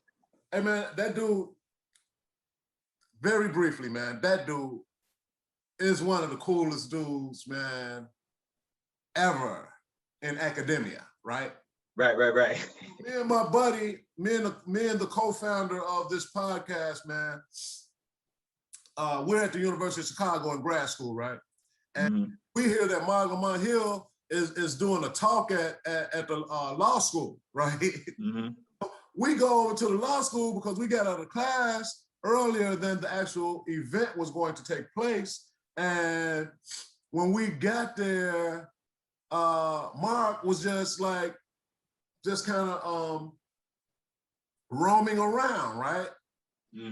We all sat down, man, and I promise you, bro, it was almost like a family reunion. Yeah. Right? And this was my first time ever meeting him. We didn't talk about too much about academia, politics, and none of that stuff. We dove head first into hip hop, bro. Right. Dove head first into hip hop, and I remember at the end of that conversation, Mark Lamont Hill was expressing to us, you know, how grateful he was that we took the time to just sit with him and kind of kick it, because, you know, there were so few of us there, right? Look like us, right? On that campus, and he didn't feel like smoozing at the time, right? He just had a couple of brothers who was from the area who happened to be in grad school over there at that time, and, you know, things just kind of came together like that, man. I remember that experience. That was pretty cool, man. So yeah, he was on your dissertation committee. Your dissertation committee, correct? Yeah. And I think I was his research. I think it was 2 years as a research assistant for him. And so it was. I mean, you kicked it with him for a long time. Oh yeah. Yeah. So he was, you know, like I was his research assistant, and he showed me a lot of the ropes around academia. So I felt confident that I knew what I was getting into. You know what I'm saying? Because he was pretty transparent about like what's required in terms of publishing, how to conference. He was the person he paid for me to go to my first major conference. I had been to one before for American Association of Geographers, but my first major education conference, American Educational Research Association, we was just kicking it or something. He had asked me, had I been? I was like, nah, you know, I ain't really had the money to go. And he was just like, man, come on. Went over to the administrative assistant. He was like, you know, get Dakota registered for the conference and get him a flight. So, you know, that was my first time going to AERA. So it was a good experience. So I kind of, so I started early because I was really kind of in, and then as I mentioned the name Alyssa Gilbert before. She's a geographer. And why does that name sound familiar to me? I don't know if you would know her, but she's a critical feminist geographer. She's based in Philly. She's been at Temple for years. Okay. And she had also encouraged me when I did my master's thesis. When she did my master's thesis, she was like, you have the capability to do a PhD and to be a faculty member. You know what I'm saying? She told me this very early on. So once I paired that with the fact that I would have funding, I was like, okay. And she had also told me about, you know, conferences and how to do the conferencing. But she was one of the people who was like, when she found out that I was going on the job market and everything, she would be like, "You gonna come to my class and do your presentation for my class as practice." You know what I'm saying? So I would come and she'd give me feedback, and the students would ask me questions, and that sort of thing. So it just prepared me. Temple had that kind of intellectual environment to prepare you. You got to see people, and so yeah. So I just had a squad of people around me who just. It's more than encouragement. They gave me the opportunities and demanded that I do the things that would set me up for what I was eventually going to do. Because nobody, they was just like, "You're going to come and guest lecture in my class. Like, if you have your presentation, you're going to do your presentation before you on the job market with us." And so I would literally have a group of faculty members who would say, "Come do your presentation." The faculty member would say, "Dakota's going on the job market. Come and look at his presentation." Boom, they come, they give me feedback, they tear it apart, of course, and I go and process it and put it back together. You know what I mean? So I didn't get a job. So I went to San Francisco. The fellowship that I went to San Francisco for was intended to be a diversity kind of fellowship thing, where it was specifically for faculty to diversify their faculty to include faculty of color. Well, I get there, I don't know why. I never will forget this. I think I know why. It would be speculation for me to talk about it. I get there, it was me and it was two other people who was on the fellowship this particular year. The one requirement of the fellowship was that you finish your dissertation. You're getting paid to finish your dissertation. Mm-hmm. There was 3 of us. I finished my dissertation, the other 2 did not. They got jobs, I didn't. I was confused, man, like, what's going on? So I had a chip on my shoulder. This was around 2008 when the economy crashed. Mm-hmm. So I went back to Philly, and I ain't had no job, and nobody was hiring. The first time I went on the market, I got 1 interview at a university in Texas. I didn't get a call back for that. But every other place that I applied to, I think I applied for 7 or 8 jobs, and all of them sent letters back that said, because of the economic crisis, we're having a hiring freeze. So here I am. I have done all this thing. I got all this great preparation and support. I've got a fellowship. I published. I presented at conferences, and it was supposed to be, slide right into this faculty position at University of San Francisco. I applied for it. I didn't even get an interview. They just went right over my head, man. Hired somebody else. Like, I didn't even get an interview. I was like, wow, I'm in the department on this fellowship that y'all brought me all the way from Philadelphia for. I had flew out to interview, all that kind of stuff. I'm thinking that this is a pipeline program. They told me that if you finish your dissertation, we're gonna have this thing lined up for you. And they said they would. They did a job, ad and everything, and started the recruitment process. I applied because they told me that you still have to apply. I applied and I didn't even get an interview. So it was an awkward year, man, because I'm there seeing everybody else interview for the positions I thought that, I should have asked, at least the interview for. Not to mention that they didn't finish their dissertation. Well, they was in other departments, what I'm saying? But their departments opened up the searches for them. And they actually applied because all of us was cool, right? Because we always, we came in together. Yeah. So all of us doing our applications and stuff at the same time. We got the provost is encouraging us and everything, and we apply. They got their interviews. They got their job offers. I finished. I didn't even get an interview or nothing, man. So I went back to Philly. Thankfully, I had my house, which I had rented out while I was gone, and I moved back into my house, and I started doing consulting and just, scrambling a little bit, hustling a little bit, to make ends meet until I actually landed my first tenure track job.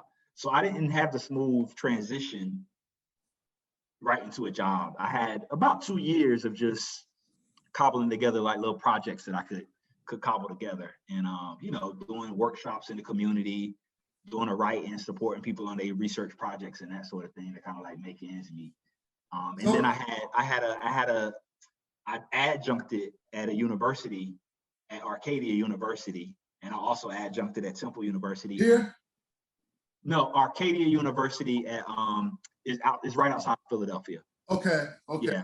Yeah, and that's how I was able to. I adjuncted there because that's how I was able to have some health insurance. Okay. Oh, okay. Yeah. Yep. Yeah. So you know, man, we went through all of this discussion, and there's some very interesting and informative information that came out of it. But at this point, I just want you to know how proud we are of you, bro. That's Thank you. Very important. That's really important because we don't tell one another enough, first of all, right? We don't celebrate one another enough. And I'm not even like comparing us to other cultures or anything like that. We just need to handle our business, right? Right. Thank you. And the other thing is, you know, there's so much negativity highlighted from outsiders, but our culture is high. The negativity that comes out of our culture is highlighted more so than the positivity. That's the whole premise of this platform, bro. It's like, hold on, there's more to us than that, right? Yeah. It's just like when you gave the sports analogy, right? You know, I'm more of a thinking person. Baseball is probably better for me. Golf is probably better for me. You know what I mean? Football, basketball is going to be argumentative, a little bit of more contact. You know, I don't know if I want the confrontation. Let me go ahead and do something where I can still think critically and I can still challenge myself, right? Yeah. You know, there's more to our culture than what's propagandized in the news, media, what have you, right? And so I just want to take this time to let you know that, you know, I, for one, am very proud of you, and I know several other people who are proud of you, but, you know, our culture especially, but just in general, the world should be proud of somebody like you. You know, there are very few, and I think, if I'm not mistaken, because I didn't research this, and you know, we don't like to say things that we can't prove, right? But I think the amount of African-American male PhDs in the United States are under 5%. Do you know that? Is that correct? It's very low. I don't know the exact percentage. Right. Yeah. And so that's something to be commended. Were you first generation, by the way? Yes. I was too, man. I was too. And that's why today, you know, at the university where I work, in addition to teaching, I'm also an advisor, right? And it puts me in position to be able to provide the students with little nuggets that they wouldn't otherwise get, you know, from maybe professors who came through the traditional route, you know, and who had parents or cousins or brothers or sisters who had already been through the journey, and, you know, they had tangible examples of, you know, how to complete the FAFSA, right? Or, you know, the fundamentals of writing and how important it is, and maintaining your schedule. There's small little nuggets that you're going to need to be successful as a first generation student. Those are those things, you know, those type of things that I'm able to kind of extend, you know, outside the curriculum. Yeah, for sure. So absolutely, man. Yeah, I so, think yes, yeah, go ahead, absolutely, go ahead. Absolutely. No, I was just gonna say, I think that what you're talking about is, you know, especially like financial aid, and I think, man, you know, man, the security and the stability of knowing you got somewhere to lay your head and you're gonna eat frees you up to it frees you up to use your mind in a different way. Yeah. You know, to put your mind to whatever you want to put it to, you know what I'm saying? So that's kind of why I mentioned that part of the story, is that I think that I didn't have a lot of money at all, right? I'm saying, I'm talking about, but I knew I had a place to sleep.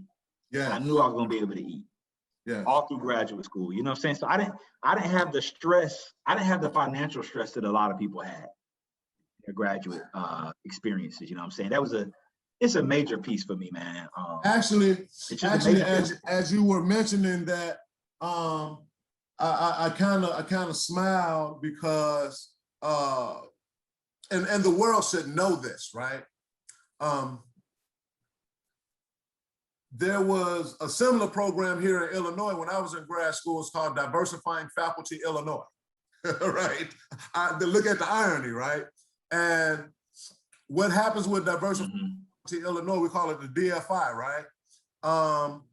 They'll pay for your living expenses based on your academic promise, right? Okay, so you have to have a decent GPA, and you have to have demonstrated consistent academic promise, but they will pay for your living expenses while you're in graduate school, and that money cannot go towards tuition, books, supplies, none of that, because they want you to be able to focus on your education and continue to be great, right? And so I hear you saying, but that was one of the situations that I had when I was in grad school. I was fortunate enough to be able to have that as well, right? It worked while I was doing it, but I just chose not to. And you know, I ended up doing okay. I ended up doing well, as a matter of fact, right? Yeah. But these situations are available, and you know, this is kind of like what I explained to any young person who will listen. It's like start to you know, make sure that you get decent grades very early on, right? Right? Because that can pay off for you if you intend on going to like an institution of higher learning. You know, not everybody want to do that, but if you intend on doing that, make sure that you start to get good grades very early on, because there are some things out there that can assist you, especially when you come from impoverished environments. And if you're first generation and things of that nature, right? Right. We're gonna move on, man, and we're gonna kind of run through some things, because once we get to the music category, we might take a little bit of time again, right? So let's run through some things. What are you working on today? What are you presently working on? Oh man, quick rundown. I mean, I got a lot of things happening, man. Is this academic focus, or is this just? No, this is Decoteau.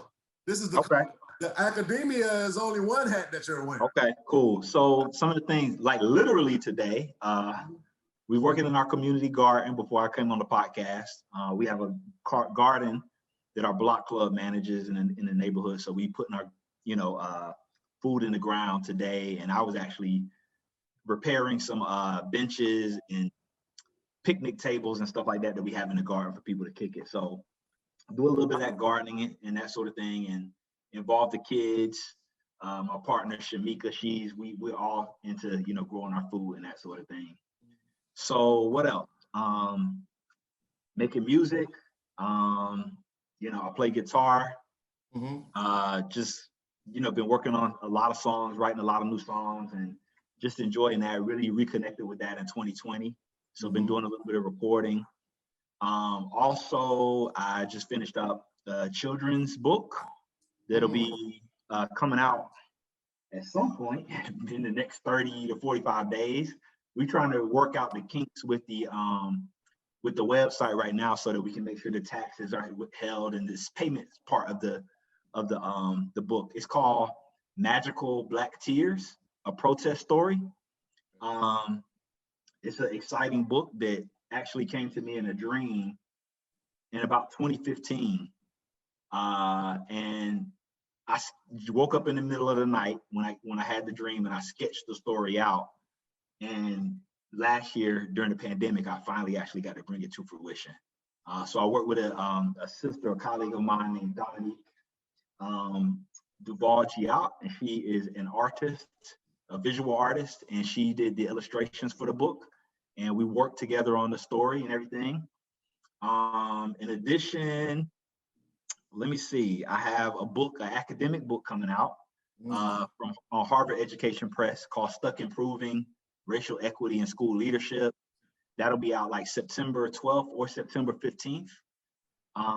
That's exciting. This is my first single authored book that I've written, and it's on, press that I'm super proud of and excited about. Which was a very difficult process, very difficult process to get my proposal through to them.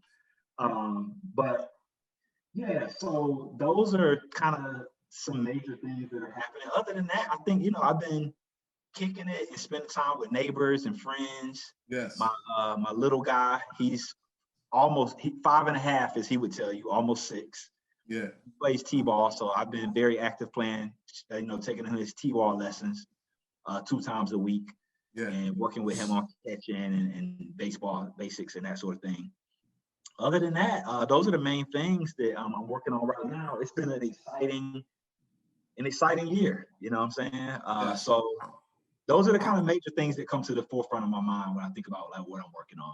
Great, man. I'm excited for you, man, and I wish you the best of luck with your writings and your projects. And you got to come to the house and see my garden. I got a garden in the backyard. Oh, nice. Cool. The pandemic. How has the pandemic positively or negatively affected you, very briefly? I think negatively affected me. I'm a people person. So I think it hasn't been good for me to have to be physically apart from people and physically distant. Yeah, I'm an in-person type person, you know what I'm saying? Yeah. And nothing can replace human connections, person-to-person human connections, you know what I mean? No doubt. So I think that has been something that has been very hard for me. Of course, the things like, people passing away, yes, those sorts of things have been like difficult. And a lot of it is just the kind of uncertainty and everything has just been uncertain. Yes. And I think that I've been able to kind of adapt to that, but I think the biggest challenge has been not being able to connect and be present physically in person with people. But there's been a lot of silver linings, a lot of good things. I've been able to be much more physically present and in person with my immediate nuclear family, my, wife, Shamika, and my son, Miles, and my daughter, Kayla. Like, we done got tight over the pandemic, you know what I mean? Yes. It's been really good. It's been beautiful. I know a lot of people have fallen out. Yeah, so no doubt. Yeah. We blessed because we've been able to we got tighter, you know what I mean? Yeah. And so it's been good. I mean, that's been the good part of it, man. Being with them, being able to reconnect with Shamika. We were so busy. Yeah, running kids here and there, and she working full time and I'm working full time. And over the last year, we just having to be together every day. You know what I mean? Every day we together. And ain't no, conferences to go to. Like, it's been great, man. It's the longest time that we done had when we was together, nonstop. You know what I'm saying? Like, and the thing that I appreciated about it is I said, we always healthy through over the duration of the pandemic. And the blessing now is that I realized probably about 3 or 4 months into it when I switched my mind frame, because I was like, oh, we together, XYZ.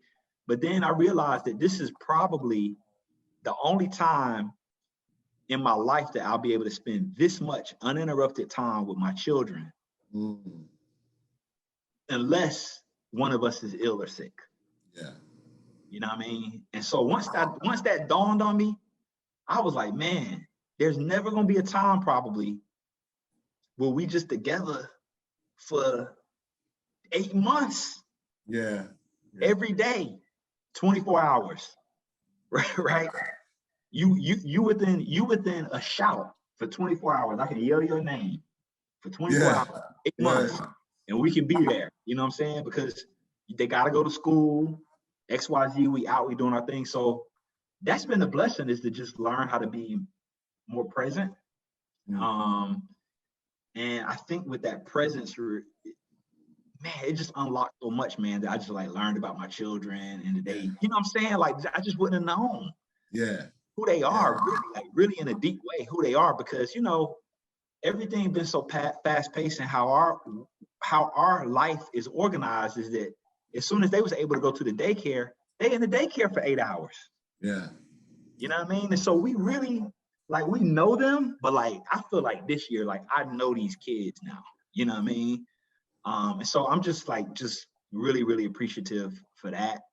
And like I said, appreciative to be able to reconnect with, my wife and my partner, Shamika, and me and her to just be able to really kind of just kick it. That's been the blessing of the pandemic, which is allow me to like reconnect with music, to finish the book, because we hear, and I got that encouragement and that inspiration. Right. Like nobody at work is going to encourage me to work on my You know what I'm saying?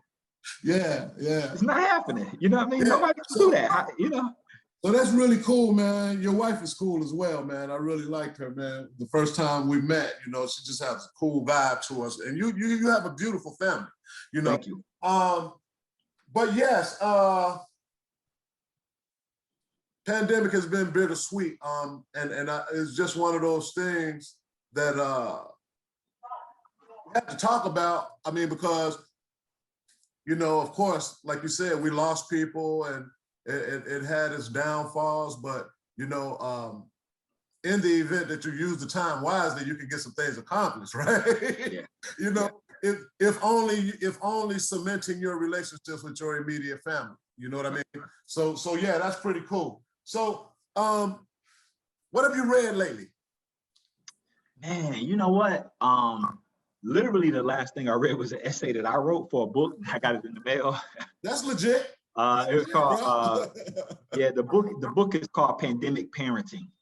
Oh wow. Okay. I wrote an essay about, basically just my experience as a parent, in the pandemic. So I wrote an essay about that. Man, the unfortunate thing is that I'm at a point in my career now, and I always tell graduate students this early on. I say, just read as much as you can. Yeah. Because right now, 90% of my reading is reading other people's work to help them move it to publication.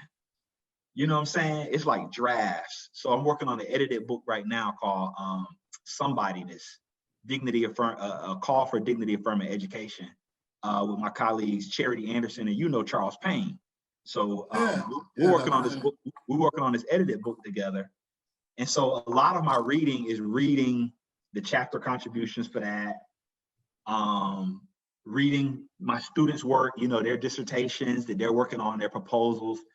That's really reading my own books that, the drafts that the publisher's sending. You know what I'm saying? Like, to be honest, it feels kind of crazy to admit that, but I'm just gonna keep it real, man. Like I'm reading stuff that is in progress. Yeah. So finals just passed, and I have a bunch of new books that I want to read, right? But man, I'm teaching undergrad, and they have these group projects and they have individual projects. So the group projects are like 16-page requirements. The individual projects are 12-page requirements, and we're talking about 40 students. So I'm just like, when am I gonna have time to read my own stuff? So I get it. I didn't know you knew Dr. Payne. Yeah. Is he still in Chicago? He's not. He's at Rutgers, Newark. Great guy, man. Yeah. I actually had a class with him. We talked about that. We talked about that at another time. But he was a great influence on me, man. That's what's up. He was, yes. Music. Music is a hobby. I understand you're self-taught. Yes. How'd you do that? When did you find time to do that? Man, I keep going back to this period when I was real broke. In graduate school, I actually taught myself when I was in graduate school, doing my doctorate. Like when I tell you that I made the choice, I mean, I could have tried to get a job and juggle everything, but I wanted to study. You know what I mean? I wanted to really be a student. So I didn't have a lot of money. So I actually took up the guitar as something that was a hobby. I just basically had to buy the guitar as a one-time purchase, which is very different than like going out and hanging out. I went out to like free stuff and festivals and that sort of thing, but I spent a lot of time in the house teaching myself how to play guitar. Wow. That was my hobby, man. That was my that's how I felt at the time. And so I started, you know, just teaching myself. I had tried a couple times before. I've always just been a music fan. I've been just like a music fan. And I was in a couple bands and I was an MC. I was, you know, hip hop dude. Yeah. I started off with a Dr. Rhythm 670 producing beats with a drum machine. I forgot the name of the program I used to use, but anyway, I used to do a little music production. And again, this was all connected around the time when I was in the hip hop spaces with other folks, you know what I'm saying? But I always can recall when I was in a band in college, I was in a band called Beatbox Dub, and it was a live band. You know, we was trying to be like the Roots, basically. So I was the MC, but I remember, man, I was just always so impressed with the musicians in the band, right? But I was also frustrated because I would have these ideas in my head that was impossible to convey through the medium of my voice. Mm. And so what I realized is that like the music is a different way of expression. It's an extension. It's just like when you hear Jimi Hendrix or you hear Grant Green or you hear Wes Montgomery, you don't even have to know that that's them. You hear the way they play the instrument. Their voice is an extension of their voice. Yes. So I could never get the production and everything because I was like it wasn't Fruity Loops. I can't remember the name of it. But anyway, I was using like samples and everything. So I could never get what I wanted. And so that's what really encouraged me to pick up the guitar. That plus listening to Wes Montgomery and really hearing how you could hear this. He had to say no words. His emotion and what he felt and everything in these songs came out through the instrument. And there's so many people who like impacted me like that, man. But especially when I started listening to a lot of jazz, Miles Davis, Grant Green. I mean, Wes Montgomery was just a giant to me when I first heard the album, The Incredible Jazz Guitar. Yes. And then his second album, Boss Guitar. When I listened to those two albums, I was like, man, he ain't got to say a word. But I feel and I hear everything he's telling us. Yeah. And I was like, I want to be able to do that. And so I decided to, you know, pick up a guitar and start trying to teach myself how to play. And then eventually in time, which is the case with most instruments, you can try to be like somebody else, but you can never be them. Right. You end up learning that the work is really to discover your own voice and and use an instrument to speak your own language and voice and that sort of thing. So yeah, so I taught myself during you know, graduate school. I didn't tell anybody. People only knew that I played guitar if they came to my house. I never played out. I was scared. I was afraid. I posted a few videos back when they had MySpace, and then I started using the guitar to produce beats and putting those with my Dr. Rhythm 670. I had an old Tascam 12-track recorder that I plugged into that had the USB to go into the computer. And I worked with a couple of hip hop guys if they wanted like some strings on their beats. You know, one of my homies, Track Neat, we did kind of a beat mixtape together. He's in Philly. And so I was just kind of tinkering very behind the scenes with music. And then when I moved to Milwaukee, that's when I came out of my shell. That's when I took my guitar out of the house and started to go to venues and to play in front of people and that sort of thing. Ended up meeting a lot of people through that process and met some brothers. One in particular, his name is John Laws. He's a drummer who was in our band. We formed a band. And then we just started playing gigs, and we played every Friday night in my crib in the basement, man, when I was in Milwaukee. And that's when I really got my chops up as a player. And a songwriter, you know, started writing. So I have been writing songs. I've written songs since I first started, you know, all of my original songs. And yeah, man, graduate school. Yeah. So that's one of my practice. That's one of my loves too, man. I think music might very well be my first love. I think it might very well be. So you didn't know, but I had an older brother who got killed, and I was 2. when he got killed. And my mother always reminds me that one of her friends picked me up and took me up to his casket, and I was singing I Got the Feeling by James Brown, because that was his favorite record. So she said, I kept singing, baby, baby, baby, wake up, baby, baby. I was calling him baby, baby, right? Right, wow. You know, and so I think music was probably one of my first loves as well. You know, I wasn't old enough to know that, you know, he was actually gonna be gone forever, right? Mm-hmm. Yeah, that kind of reminded me of that. But I understand you also formed a collaboration with your daughter, right? Does your daughter play music? Not really. She sings. She sings. Okay. Yeah, she sings. Okay. Yeah, so the voice is an instrument, though. So yeah, no. And I mean, she'll be able to play once she applies herself. Yeah. Some of it is just the physical limitations of her fingers and her body right now. Yeah, yeah, you know? Yeah. So, you know, just like with any instrument, sometimes there's, you know, just the physicality to be able to make the instrument make noise is the problem. I haven't been able to see it. I've heard some good things, but does she have a presence? Does she have a presence, like a musical presence? She's not afraid to like sing in front of people and stuff like that? She reaching the age where she's starting to be more self-conscious, but she definitely has a presence. I think she's going to be, and I think my son, I think both of them will. So my daughter grew up in the house with us jamming in the basement every Friday. Right. You know what I'm saying? Right. So they just got, they got that thing going, and you know, we've always had instruments in the house, djembe. Yeah.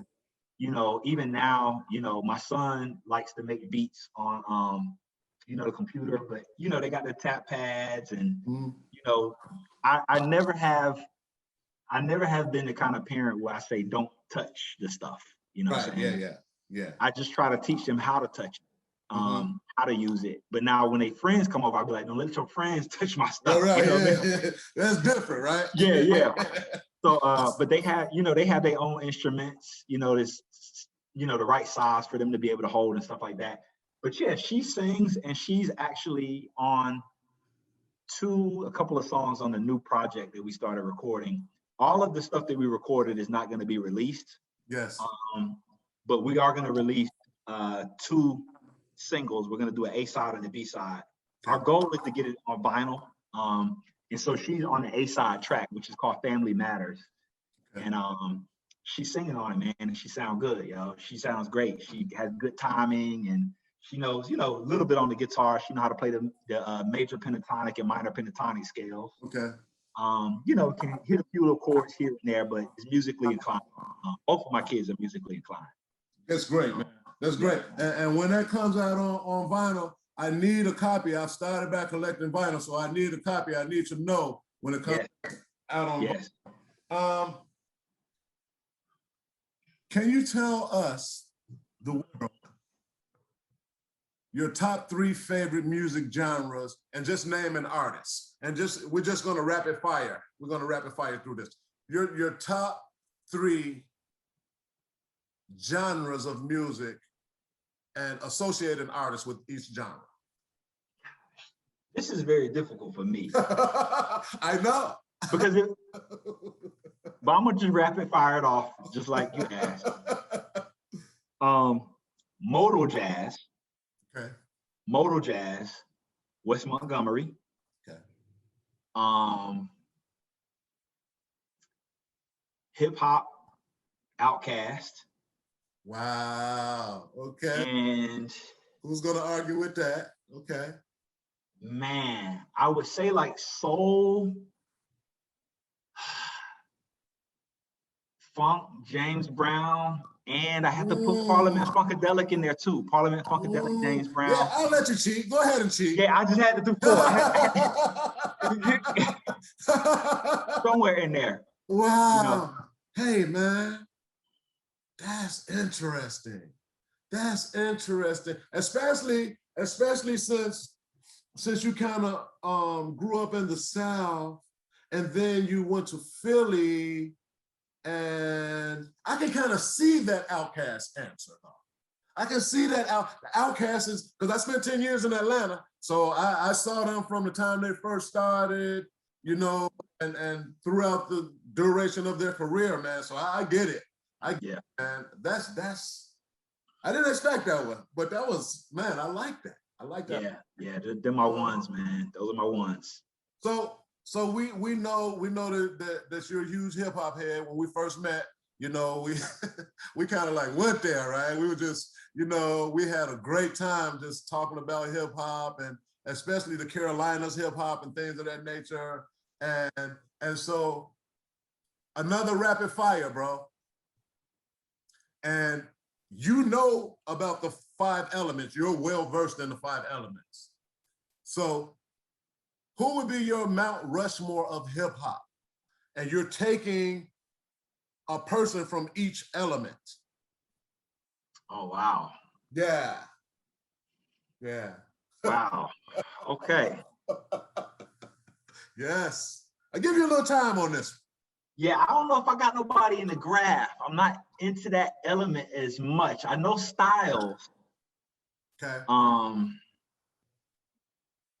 Man, this is very difficult. I mean, I think the MC is the first thing that comes to mind. Yes. I mean, Andre 3000 is probably my favorite MC. Okay. You know. Mount Rushmore worthy. Okay. Yeah. Who can argue with it? Okay. Yeah. If we doing DJ / producer, or is that how we? Because it's 4 original elements. You know what I'm saying? Listen, bro. We do not have to be like right in this. Just hey, do your thing. Man, I'm trying to think of who production. Man. You gotta love this, right? Wow, this is a hard rapid fire because I'm really having to really just think really deeply, man. I mean, I would say producer, you know, the DJ / I mean, DJ, if I had to say really straight DJ would be like Premier, who's also kind of DJ producer. Mm-hmm. But I think I'm thinking it. I think that my producers would be like collectives, you know what I'm saying? Mm. So I'm thinking of like the Uma and all of the stuff that came, you know, Q-Tip, all of that, native tongue. Yeah. All of that, you know what I'm saying? That's why we went Mount Rushmore, because we know that it's difficult. That's why we went there, because, you know, we're picking somebody, and it doesn't have to be the world's favorite. This is how you see it. This is through your lens. Yeah. Right? Yeah, no, I think all of them just, because man, like, you know, that whole crew, all of the production that was happening around, you know, Low End Theory, Beats, Rhymes, and Life, Love Movement, all of that just to me, it was just brilliant. The first time I heard, was it Midnight Marauders? This was when CDs was just first coming out. You know what I'm saying? When they was in the boxes, the long boxes. I never will forget. So my mom had a CD player in her room. Mm. We really couldn't touch, but I love the music, how it sounded on the CD. It was so clean and so clear. I used to listen to Anita Baker. I listened to Anita Baker. You know what I'm saying? I'm just like, wow. And that's when they started doing stuff in Dolby surround sound. So it's going back and forth between the headphones. So I remember, this is not a rapid fire, but just got me thinking. No, go ahead. Man, I went into my mom's room. I remember we went to get Midnight Marauders, and my mom had a rule in her house. She let me listen to anything, but she wouldn't buy anything. Mm. Right? So if I had The Chronic, I had to get that with my money. Yeah. If I got Midnight Marauders, she would get it for me. I can't remember whether it had parental advisory or whatever, but I don't think it did. It must not have, because she bought me a Midnight Marauders album. And I remember I went in her room and I put the headphones on and I put it in to the CD player, because her room was the only one that had a CD player. So I used to literally have to go in her room and lay on the floor and put the headphones on to listen to CDs. Mm. So we go in there and listen to the CD. And I remember that Midnight Marauder. You remember the narrator had the tear started to like skip, man. I'm thinking something wrong with the CD player, man.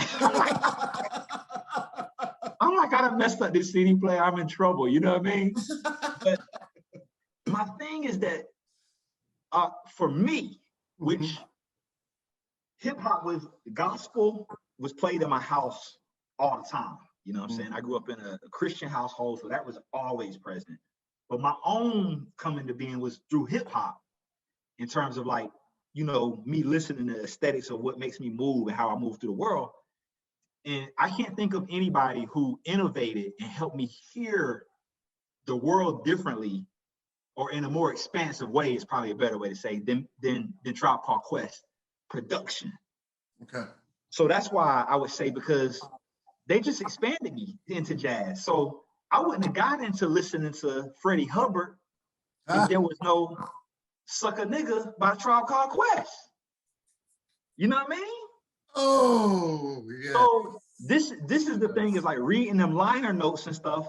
Yeah. Is what got me by the time I was a little older. I'm gonna go get this Freddie Hubbard album, which put me on all these other things. And so it really was Tribe Called Quest production and how they put everything together really just kind of expanded my musical horizons. That just made me ready for a lot of music that I don't think otherwise I would have been ready for if I would have just stayed with gospel. You know what I'm saying? So yeah, he took stuff. Q-Tip also took stuff from like Portishead back then. Exactly. So when I listen to Portishead, when I come into contact with Radiohead, it's not that foreign. Yeah. Especially when I got into like their which was the album? The not the OK Computer was not my first introduction. The Kid A, that was my first introduction, but it wasn't too foreign because I had heard some of the same kind of sonic palettes. Yes.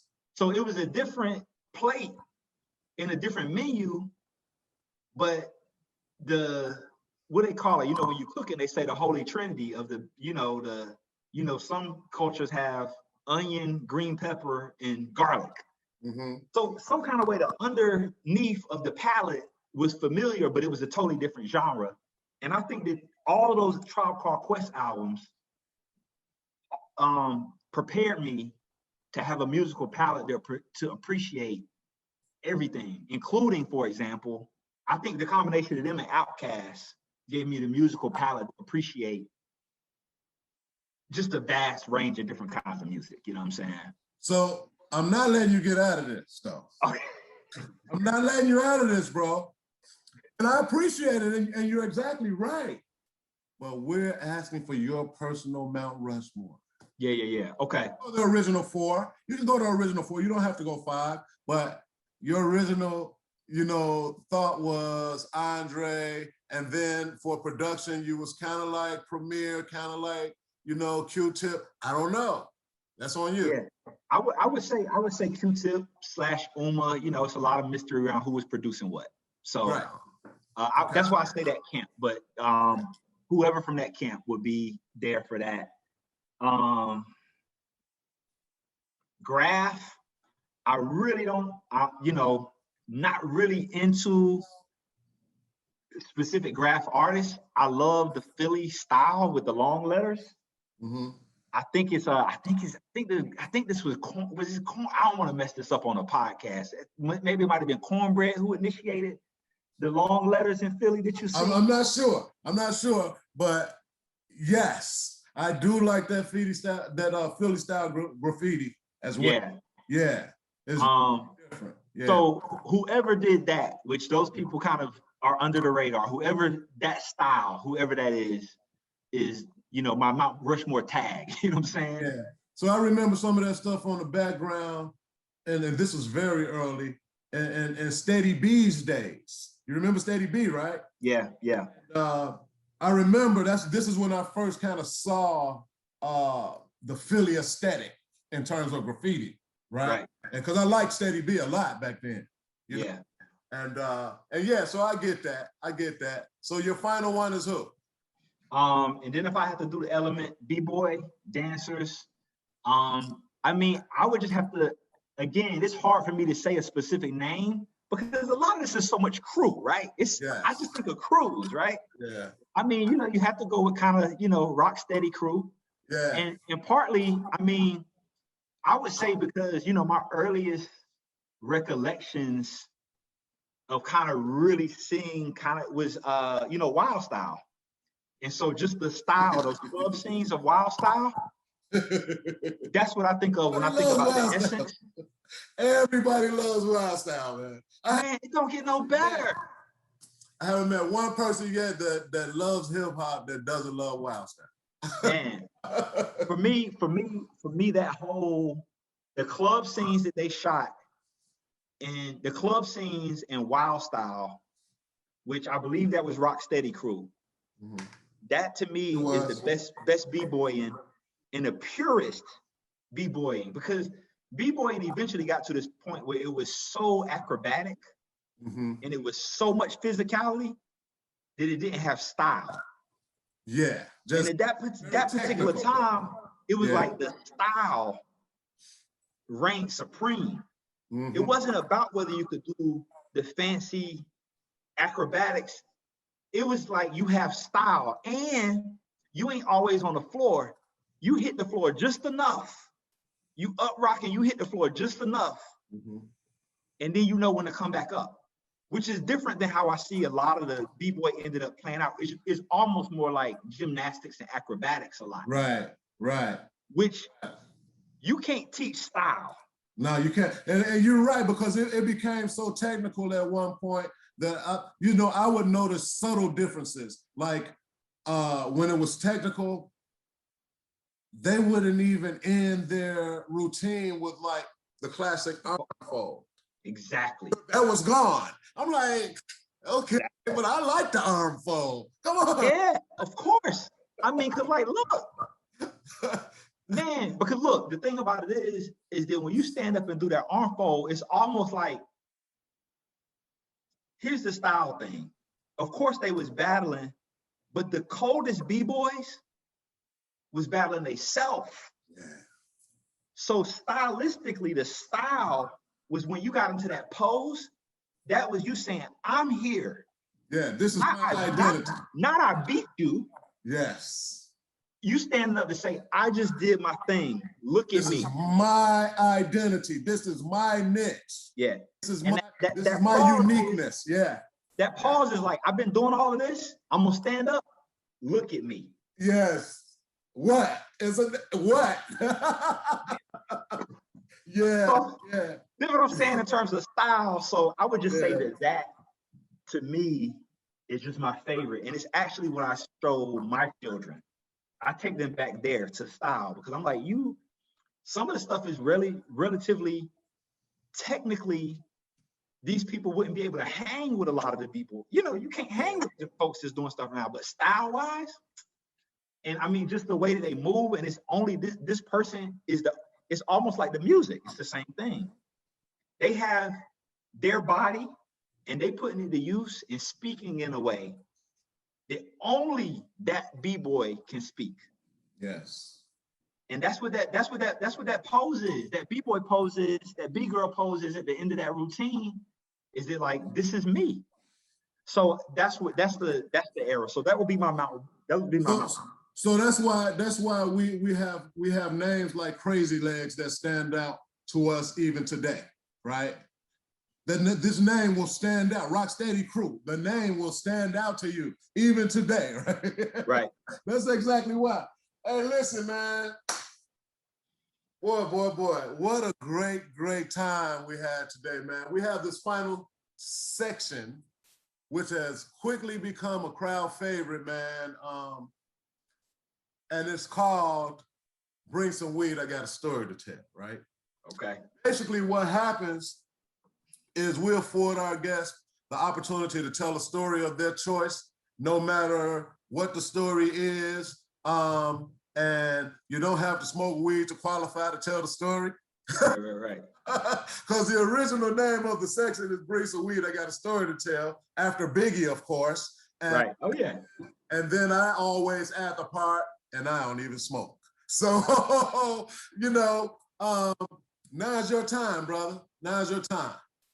Man, so many stories. I'm just trying to figure out like what can I tell? What is a story? Um, man, I'm gonna take it back. I'm gonna take it back to where we started, which is the name. Okay. Okay. So and one of the things that is I think is a blessing for me is that my name is Decoteau Irby, Okay. and nobody else has that name. You know what I'm saying? Mm-hmm. It's a unique name. It's a different name the way they spell. I was in San Francisco one time. This was, when I was living in San Francisco, we went to a little club. We was dancing, we was grooving, boom, boom, boom, boom, boom, everything, having a good time. And I go out to, we leave the spot. I didn't have a car, so I always took public transit when I was in San Francisco. So I'm out at the bus stop to the club ends. And then there was some sisters who came out. We was all just chatting at the bus stop. So they was like, yeah, what's your name? I said, my name's Decoteau. So the woman was like, oh, she was like, that's the truth. She was like, I know a Decoteau. And I said, really? I said, wow. I said, I don't meet too many Decoteaus, yo. And she was just like, she said, yeah, you wouldn't know this guy though. He lives in Philly. I said, nah. I said, I used to live in Philly. You know what I'm saying? I said, something she said, so I was like, I said, I think you might be talking about me. She's talking about me, telling me about me, but she don't know it's me. You know what I'm saying? So she's just like, nah, this guy lives in Philly, such. But she's talking about me like she know me. I never met this woman in my life. And I'm trying to convince her, like, yo, like, you talk about me, that's me. You know what I'm saying? Like, I used to live in Philly, XYZ. So long story short, is I found out that she had never been to Philly. She ends up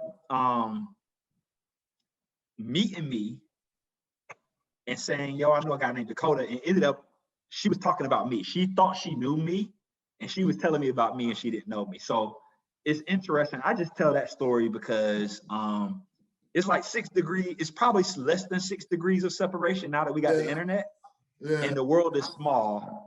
And I think she didn't say anything negative about me, but the lesson of it is that the world is very small. You never know who you're gonna run into. You never know who knows you. So try to do the thing all the time. You know what I'm saying? And try to speak highly of people, because you just never know the connections and who you're gonna meet. And this was very low stakes because this was somebody who I met in a club, and we met at the bus stop and we talked, and I've never seen her again in my life. But it was just a trip because I was like, here it is, that I'm in San Francisco, 3,000 miles from where she think I'm supposed to be. I meet her in a club, and then we end up talking at the bus stop about me. You know what I'm saying? So just a weird kind of serendipitous story that I think is interesting in terms of, my name. And I always tell people I can't never do nothing, because if I do something, everybody gonna know my name. Decoteau Irby. You looking for Decoteau Irby. You know what I'm saying? There's only one, bro. Only one. You know what I mean? Yes. Hey, man, listen. Again, man, we appreciate you, brother. It's been a great, great time today, man. We got to connect. We got to connect very soon, talk about some gardening stuff and some other things. But we really appreciate you, man. And we're going to conclude for today. Again, this is Chicago's ILLectual Podcast. I'm signing off for my man, Decoteau Irby. I am the kid, Rod Allen. Until next time, peace. Peace.